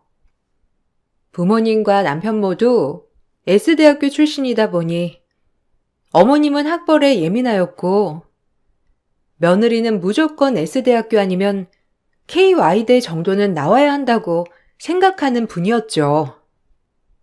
그로 인해 어머님은 절 반대했던 거예요. 학벌조차 어머님 기준의 미달이었기 때문에 저를 만나기조차 꺼려하셨고 남편이 중간에서 힘듦을 고스란히 감내해야 했어요. 연고대도 아니고 뭐 고졸? 그것도 생산 라인에서 뛰던 애를 지금 내 며느리로 받아주라는 거니? 너 어떻게 이런 식으로 엄마를 실망시켜? 내가 너 명문대학교 보내려고 갖은 노력을 했는데 그게 왜 그런 줄 알아? 그물에서 놀라고 그랬던 거야. 누가 상고 출신 여자애 데리고 오라고 내가 너 명문대학교 보낸 줄 아니? 절대 안 돼. 아니 웬만해야 받아들이지. 거기다 부모도 없고. 부모님 없는 게 연주 탓도 아니잖아요. 그리고 대학이 뭐가 중요해요? 그동안 열심히 살았고 성실하게 해왔는데 그런 모습이 제일 중요한 거 아닌가요? 엄마가 저 뒷바라지 많이 해주신 거 알아요. 그래도 결혼만큼은 제가 결정하고 싶어요. 안 된다고 글쎄. 걔도 참 양심 없다. 어떻게 이런 집에 지가 가당키나 하는지. 우리 집이 얼마나 학자 집안인데 지 주제에. 엄마가 반대하셔도 저 결혼 강행할 거예요. 엄마가 연주 보시면 그래도 좋아하실 거예요. 요즘 애들 같지 않게 개념도 있고 할머니 밑에서 자라서 그런지 얼마나 예의 바른데요. 아무리 날고 긴다 하는 대학 나와도 인성이 안 받쳐주는 사람들이 많은데. 아주 걔가 너를 엄청 구워 삶았나 보구나. 걔가 아무리 애를 써도 안 되는 건 안 되는 거야. 더 이상 결혼 얘기 꺼내지도 마. 시어머니는 저를 만나보려고 조차 하지 않았고 그 덕분에 결혼 준비는 올스톱이 되었어요. 할머니는 제가 결혼을 한다고 하자 정말 기뻐하셔서 차마 결혼 준비를 중단했다고 말씀을 드리지 못하겠더라고요. 남자친구를 위해서도 헤어져야 하나 싶은 마음이 들어 이러지도 저러지도 못했을 때 고맙게도 남자친구는 절 사랑한다며 그런 저를 잡아주며 저에게 더욱더 확신을 주었고 남자친구만 생각한다면 어려서부터 부모도 없이 자라 외롭게 큰 저에게 선물 같은 사람이라는 생각이 들었어요. 지금 당장은 엄마가 반대하시지만 꼭 허락하실 거야. 일단 이번 주말에 집에라도 먼저 놀러 가자. 막상 보시면 진짜 좋아하실 거거든.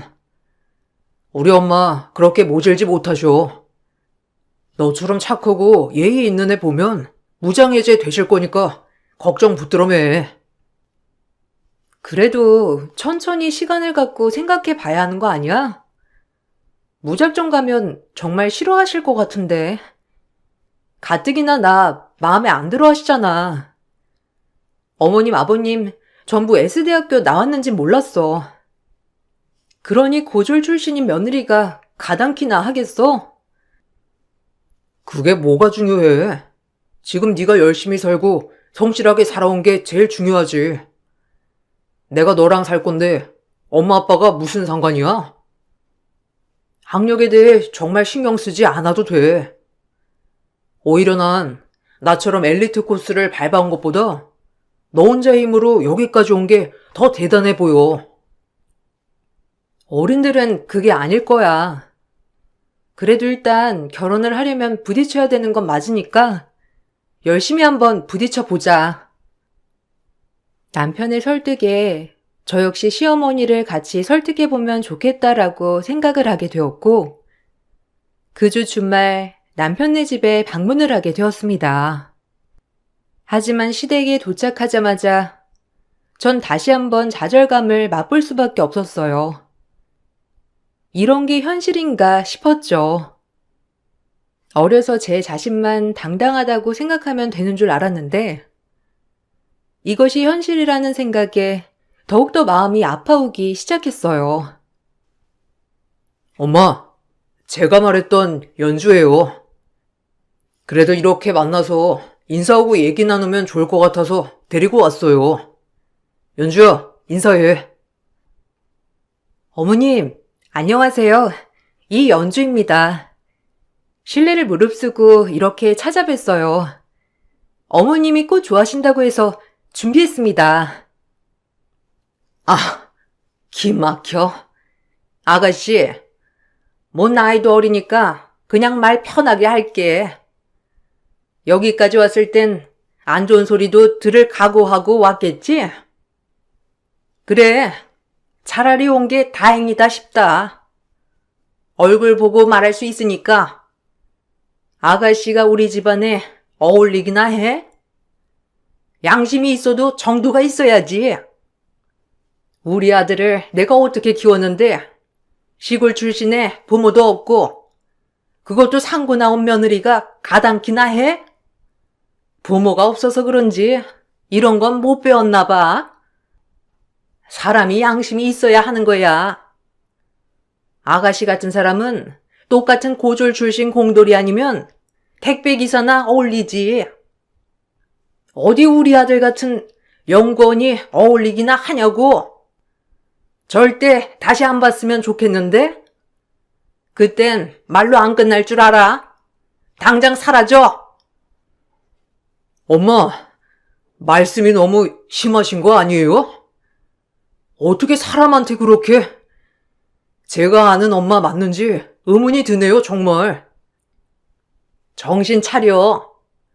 저 기집애가 뭘 그렇게 헐려놨는진 모르겠지만 이게 어디서 엄마한테 눈 똑바로 뜨고 너 이 결혼 절대 못할 줄 알아?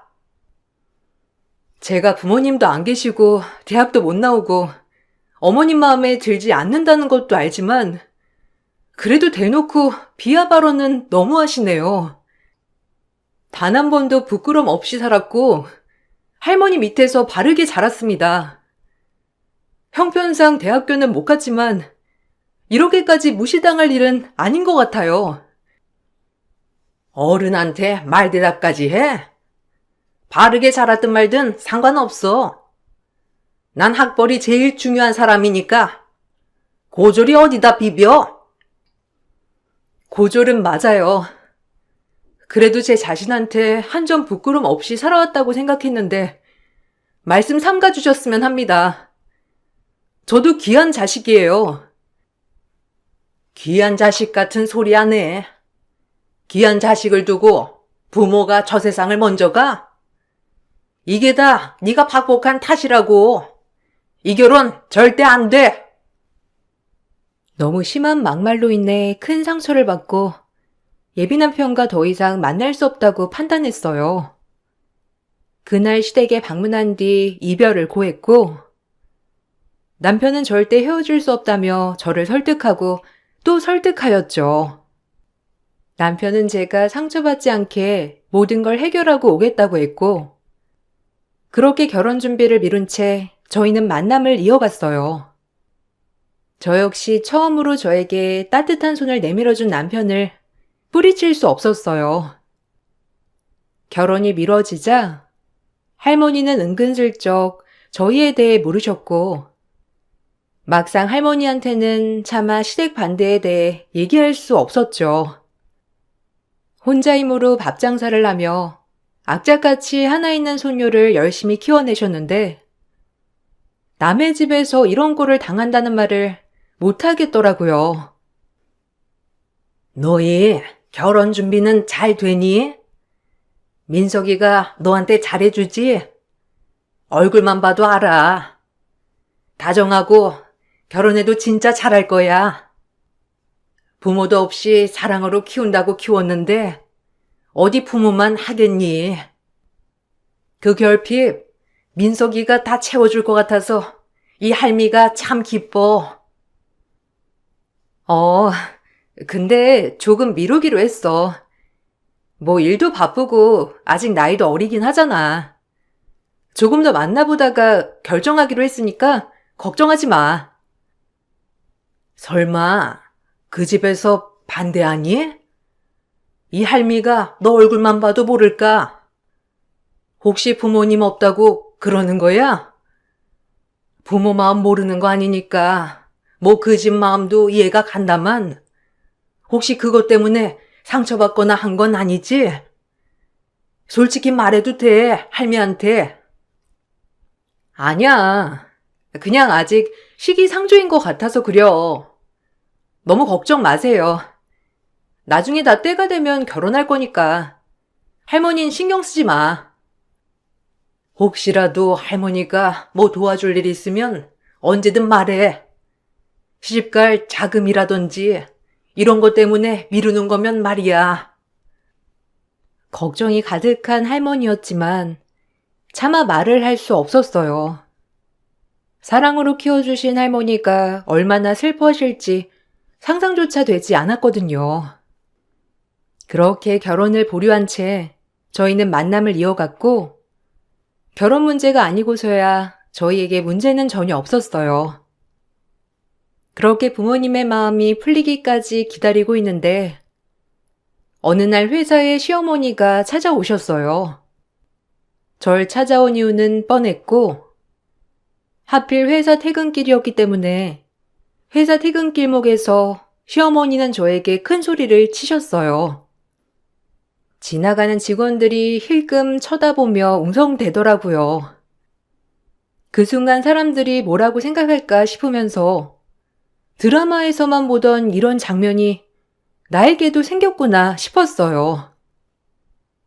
얘기 좀 하자고. 아가씨, 그렇게 안 봤는데 아주 작정을 했구나. 내가 말했지? 이 결혼 절대 안 된다고. 무슨 일이 있어도 결혼 허락 못 한다니까. 왜 자꾸 우리 아들 만나는 거야? 내가 모를 줄 알았어? 눈 가리고 아웅하지 말고 당장 헤어져. 결혼은 어머님 말씀대로 진행하지 않고 있고요. 혹시라도 어머님 마음 풀리시기만을 기다리고 있는 거예요. 저 부족한 게 많지만 한 번만 좋게 봐주시면 안 될까요? 정말 열심히 살았어요. 민석 씨한테 많이 못 미치는 결혼 상대지만 좋게 봐주셔요. 양심이 있어야지. 어디 감히 우리 아들을 넘봐? 내 마음 절대 안 변해. 그러니까 당장 헤어져. 더 험한 꼴 당하기 싫으면. 부모도 없고 대학도 안 나오고 꼴랑 늙은 할머니랑 사는 주제에 어디 우리 집에 시집을 오려고 해? 그렇게 신분 상승하고 싶니? 지금 남의 손녀딸한테 무슨 말을 그렇게 합니까? 기가 막혀서. 당신이 민석이 어머니요? 그쪽 아들이 좋아서 결혼하자고 한 건데 왜 남의 엄한 소녀를 참냐고요? 그쪽 집안이 얼마나 대단하길래 우리 손녀 마음에 생채기를 내요? 네 할머니인가 보지? 잘 만났네요. 아니, 할머니 손녀 교육을 똑바로 시키셨어야죠. 생각해봐요. 당신 손녀딸이 언감생심 우리 아들이 가당키나 해요? 부모도 없고 대학도 안 나온 주제에 어디 우리 집에 시집을 보내려고 합니까? 아무리 부모 없이 자랐어도 그렇지. 할머니면 애를 양심 있게 키웠어야죠. 아주 할머니나 손녀나 주제 파악 못하는 꼬락서니 하고는. 이래서 가정교육이 중요하다니까. 부모가 왜 부모인데? 부모가 없으니 이렇게 양심이 없이 자랐겠지. 이래서 가정을 봐야 해. 제가 안색도 좋지 않고 요즘 들어 어두운 표정을 하고 다니자 할머니는 제 걱정이 되어서 오랜만에 저녁이나 먹고 들어가자며 제 퇴근 시간에 맞춰 회사 앞에 왔다가 예비 남편의 어머니에게 막말을 듣는 꼴을 보고 말았던 거예요. 할머니는 그 모습을 보자마자 당장 달려오셨고 그야말로 회사 앞은 아수라장이 되었어요. 제가 막말을 듣는 건 괜찮았지만 할머니에게 그런 모습을 보여드리는 게 어찌나 죄송하던지 할머니 역시 저에게 막말하는 시어머니를 가만 안 두겠단 마음으로 말을 이어나갔어요. 이 집에 시집 가면 안 봐도 훤하겠구먼. 학벌만 좋으면 뭐해? 인성이 돼야지. 그 나이 먹도록 똥인지 된장인지 구분도 못하고 어린애 상대로 유치하게. 당신 아들도 이러는 거 알아? 아마 안다면 엄마한테 정이 다 떨어지겠지. 나도 이런 집안에 시집 절대 못 보내니까 비차 일반이네. 당신 그렇게 살지 마. 잘난 게 뭐 얼마나 있다고 유난을 떨어대? 내가 두고 볼 거야. 아니, 이 할머니가 노망이 났나? 내가 누군지 알고 막말을 해요? 당신들이 내 발끝이나 쳐다볼 줄 알아? 나 서울대 나온 여자야. 서울대 아니고 서울대 할아버지라도 그깟 내에 똥이나 찬 옆에 내한테 내 손녀딸 보낼 것 같아? 꿈깨, 이 옆에 내야. 할머니는 예비 시모에게 그렇게 언성을 높이고 절 데려가셨어요. 그리고 할머니조차도 이 결혼은 절대 안 된다며 학을 떼셨죠. 그도 그럴 것이 전 할머니에게 아주 귀한 소녀딸이었으니까요. 결국 시댁뿐만 아니라 저희 집에서도 반대를 하게 되며 저희의 결혼은 무산되기 직전이었어요. 이쯤 되니 참 심적으로 많이 지치더라고요. 마음 편하게 예비 남편과 헤어지면 가장 깔끔한 일이 되겠지만 왜 이렇게 이별이 어렵던지. 다들 반대를 하니 남편도 마찬가지로 로미오와 줄리엣이 된 것처럼 더욱더 헤어지기가 힘들었어요. 그리고 무려 6년이란 시간이 흘렀고 이쯤 돼서 남편은 시어머니도 마음을 많이 고쳐먹었을 거라고 하면서 다시 한번 시댁에 가보는 것이 어떻겠냐고 권유했어요. 오랜 고민 끝에 저 역시 피할 수만은 없었기에 마음을 굳게 먹고 시댁에 방문을 하게 되었어요. 그리고 그날이 제 인생에서 가장 잊지 못하는 하루가 되었어요. 여기가 어디라고 와? 너 아직도 얘 만났었니? 내가 못 살아. 내가 안 된다고 했지? 말이 안 통한다 너라네. 본때를 보여줘야 해. 엄마, 그만 좀 하세요. 막말로 결혼은 제 선택이지 엄마 선택 아니잖아요. 저 오래 기다렸어요. 이젠 그냥 할래요. 머리가 어떻게 된 게 분명해. 어떻게 저런 깜냥도 안 되는 애를 데리고 와서 지금껏 엄마 속을 썩여? 뭐 한두 개 모자라? 남편의 말이 끝나기가 무섭게 시어머니는 화가 머리끝까지 났어요. 서울대 예비시댁에 상고인 내가 가니 속 차리라며 뒤이어 시어머니는 냉수를 들고 와 제 얼굴에 냉수를 뿌려 버리더군요. 냉수 먹고 속 차리라는 말이 있듯이 냉수를 맞고 나니 정신이 번쩍 들면서 정말 끝을 내는 게 맞겠다 싶었습니다. 이렇게까지 결혼하는 건 정말 아니라고 생각이 들었죠. 말귀 못 알아듣는 애한텐 본때를 보여줘야지. 시집 오려거든 너네 부모 살아 돌아오게 하던가 서울대학교를 들어가던가 해. 10년이 지나도 절대 바뀌지 않을 마음이니까 100번 찾아와 봐라. 내가 받아주나. 끈질긴 커머리 같으니라고. 당장 나가. 네, 이제 잘 알겠네요. 민석 씨 어머니라고 제가 많이 참았어요. 저 역시 이제 민석 씨가 어머님과 결혼하지 않는 이상 결혼 안 합니다. 민석 씨, 봤지? 당신 엄마가 이런 여자야. 나 더 이상 못 참아. 그러니까 나 붙잡지 말고 잘 살아. 아줌마, 어디 한번 얼마나 대단한 며느리였나 제가 지켜볼게요. 아들 마음 상처내고 끝까지 잘 사나 제가 두고 본다고요. 민석 씨, 나 갈게. 전 냉수를 맞고 엉엉 울면서 집으로 향했습니다. 그리고 할머니 얼굴을 보자마자 왈칵 눈물이 나왔어요. 할머니는 절 예쁘고 가장 소중하게 키워줬는데 밖에서 이런 대접밖에 못 받으니 할머니께 송구스러운 마음이 들었죠. 할머니는 앉아서 오늘 있었던 이야기를 모두 다 들은 후 저를 꼭 안아주었고 제 마음을 참 많이도 위로해 주었습니다. 그리고 그로부터 얼마 뒤 일정이 생겨 간 곳에서 남편의 어머니를 마주치게 되었고 그 어머니는 절 보자마자 또 막말을 하였죠. 아, 네가 여긴 웬일이냐? 네가 올 곳이 아닌데. 혹시 너 출장 요리 배달 다니냐? 출장 요리 배달 왔으면 빨리 두고 사라져. 하필 이런 데서 만날 게 뭐야, 좋은 날. 아유, 기분 잡쳐. 너 그때 네가 한 말 지켜. 우리 민석이 만나면 가만 안 둘 줄 알아. 뭐라고요? 출장 요리? 모 눈에 뭐만 보인다더니 며칠 전 아줌마한테 냉수 맞은 애로 보여요, 내가? 어디 있다가 놀래 자빠지지나 말라고, 이 아줌마야. 인성 개차반 막무가내 아줌마. 어디 내 앞에서 이따가도 이럴 수 있는지 어디 보자고. 아이고, 아주 대단한 인물 납셨네.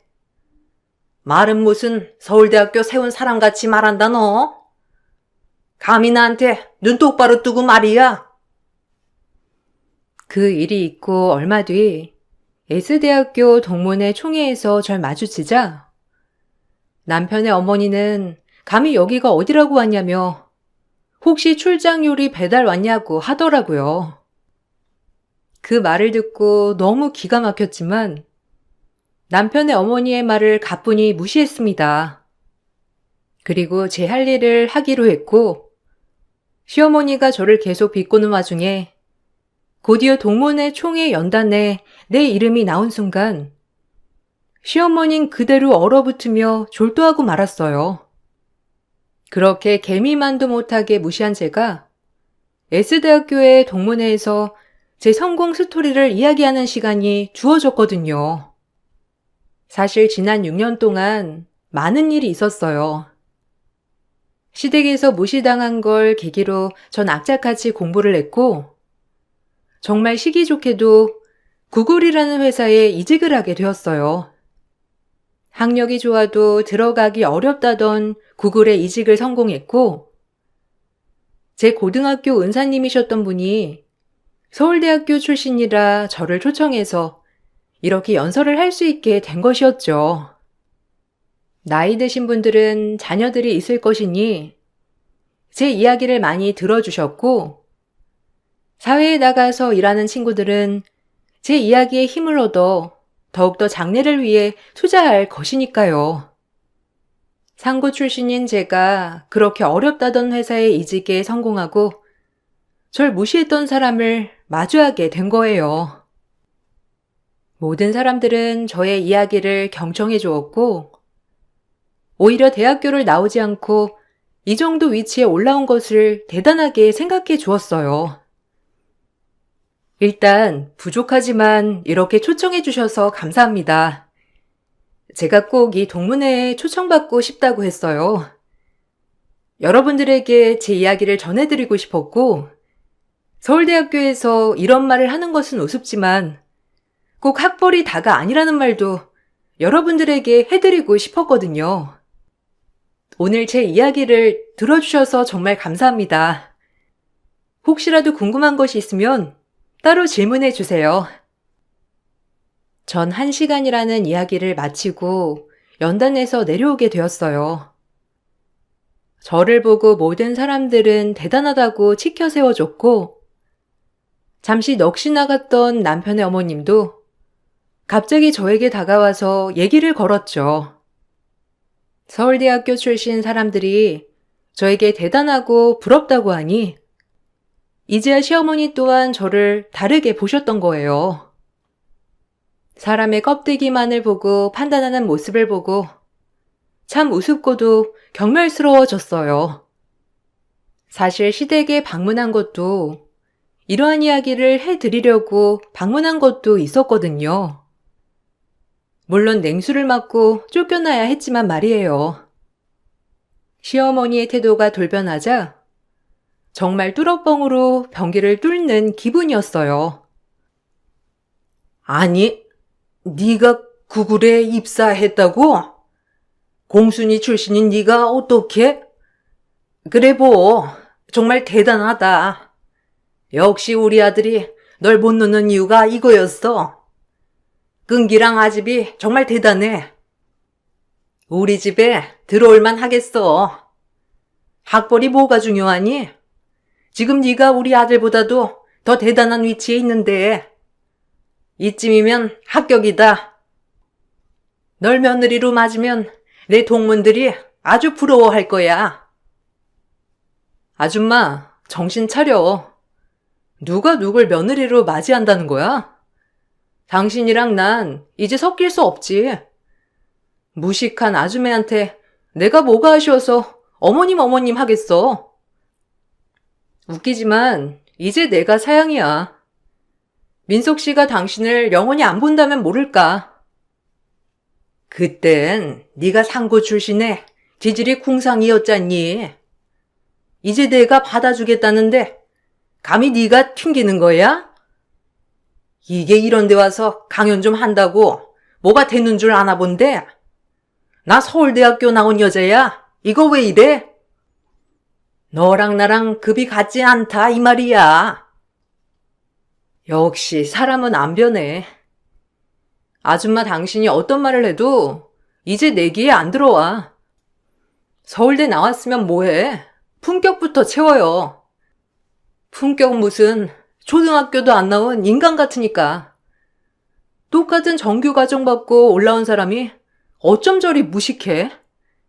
다신 엮이고 싶지 않으니 말 걸지 마요.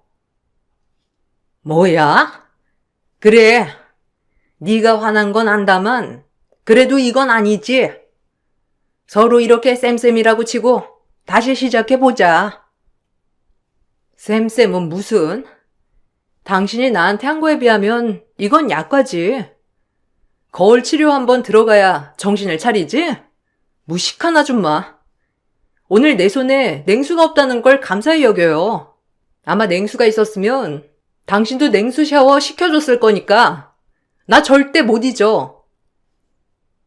저도 시어머니에게 막말을 내뱉었지만 시어머님 본인은 서울대학교 나온 여자라며 저와는 급이 다르다고 또다시 정신 못 차리는 말을 하였어요.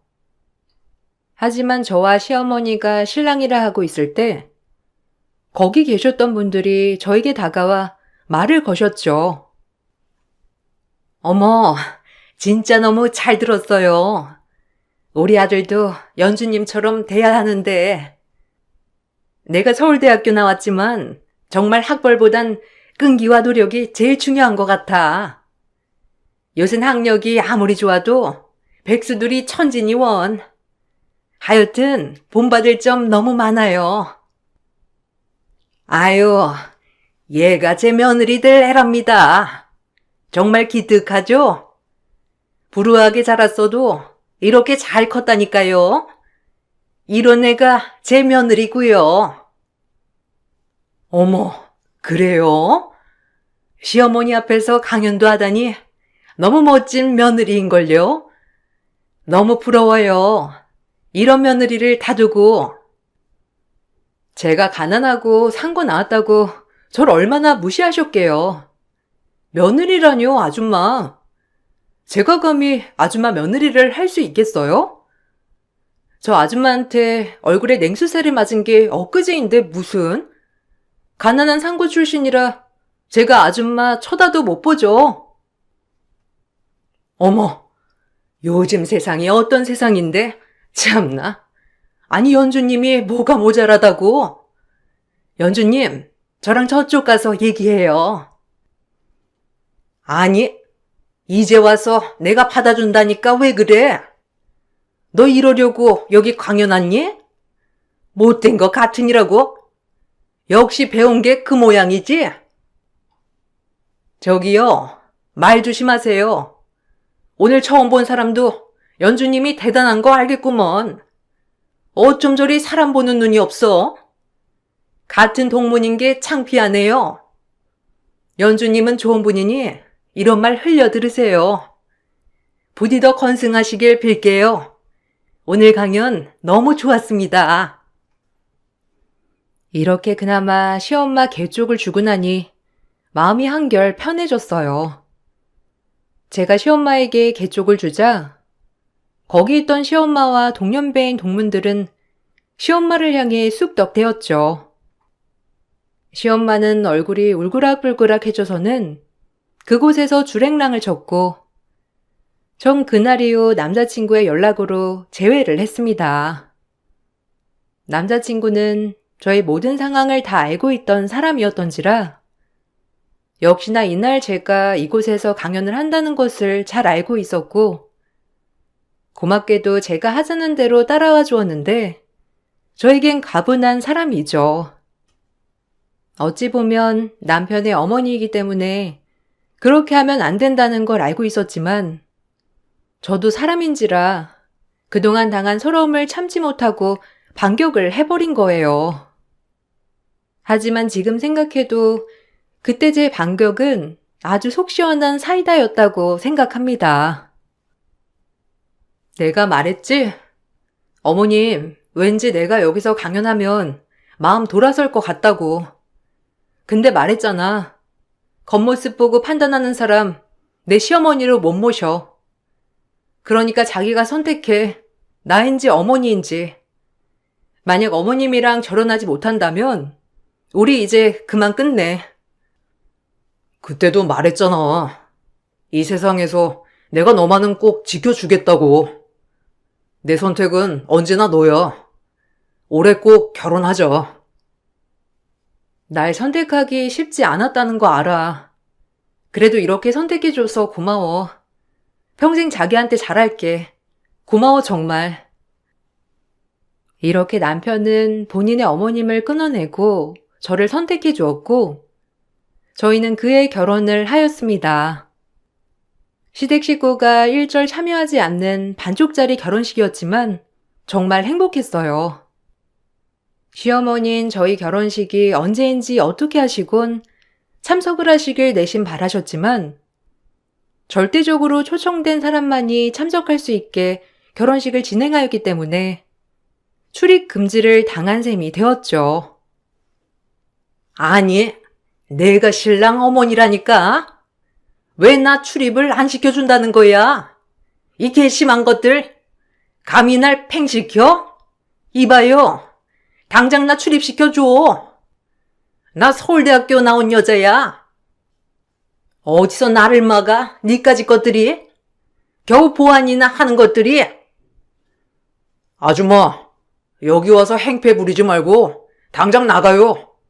개념을 반 말아 드셨나? 어디 와서 학력 자랑이야? 문해야 주지. 너 지금 뭐라고 했어? 문해? 나 서울대학교 나왔다니까? 어디서 문해래? 너야말로 사람 잘못 봤어. 내가 가만 안 둬. 당장 이 아줌마 끌어내자. 아주 무식이 통통 튀네. 당신 서울대에 나온 거 맞아? 어휴, 무식해. 힘은 또 왜 이리 세? 식장 직원들 말로는 식장 밖에서도 행패를 부렸다고 하더라고요. 하지만 아랑곳하지 않고 저흰 결혼에 성공했고 지금은 어느덧 연차갑게 찬 부부예요. 둘 사이엔 토끼 같은 자식 2명이나 나 열심히 키우고 있답니다. 저흰 그 후로 번호도 바꾸고 신혼집도 알려드리지 않았기 때문에 시어머니와는 완전히 왕래가 끊겼죠. 나이가 들어가니 그때 인격적으로 참 무식했던 시어머니가 아직도 이해되지 않고 오히려 더 경멸스러워요. 자식을 낳아보니 오히려 더 올바르게 가르쳐야겠다고 참 많은 생각이 드는데 어쩜 나이를 먹고도 나이값을 하지 못했는지 의문이 남는 분이죠. 결혼을 하고 나서 할머니에게 참 잘하는 남편을 보며 남편 하나는 정말 잘 만났다 싶었고 불행했던 제 과거가 남편을 만나 정말 행복한 인생으로 바뀌었어요. 그 점이 남편한테 너무 고마워요. 물론 지금까지도 변하지 않고 저만 사랑해준다는 점도 참 고맙고 말이에요. 그리고 가장 감사한 건 부모님이 안 계심에도 불구하고 저를 이렇게 훌륭하게 키워주신 우리 할머니한테 제일 고맙고 고마워요. 아마 할머니가 걷어주시지 않았다면 저는 지금 이 자리까지 올라오기란 절대 있을 수 없는 일이었겠죠. 이렇게 단조롭게 글만으로 제 인생 모두를 풀어낼 순 없지만 그래도 친구한테 얘기하듯 풀어내니 제 자신 참 열심히 살았다 싶은 것이 오늘 제 자신한테 대견하다고 말해주고 싶네요. 여러분 혹시라도 어두운 과거가 있다면 극복할 수 있다는 걸 말씀드리고 싶어요. 오늘 하루도 살아내느라 고생하셨습니다. 끝까지 들어주셔서 감사합니다.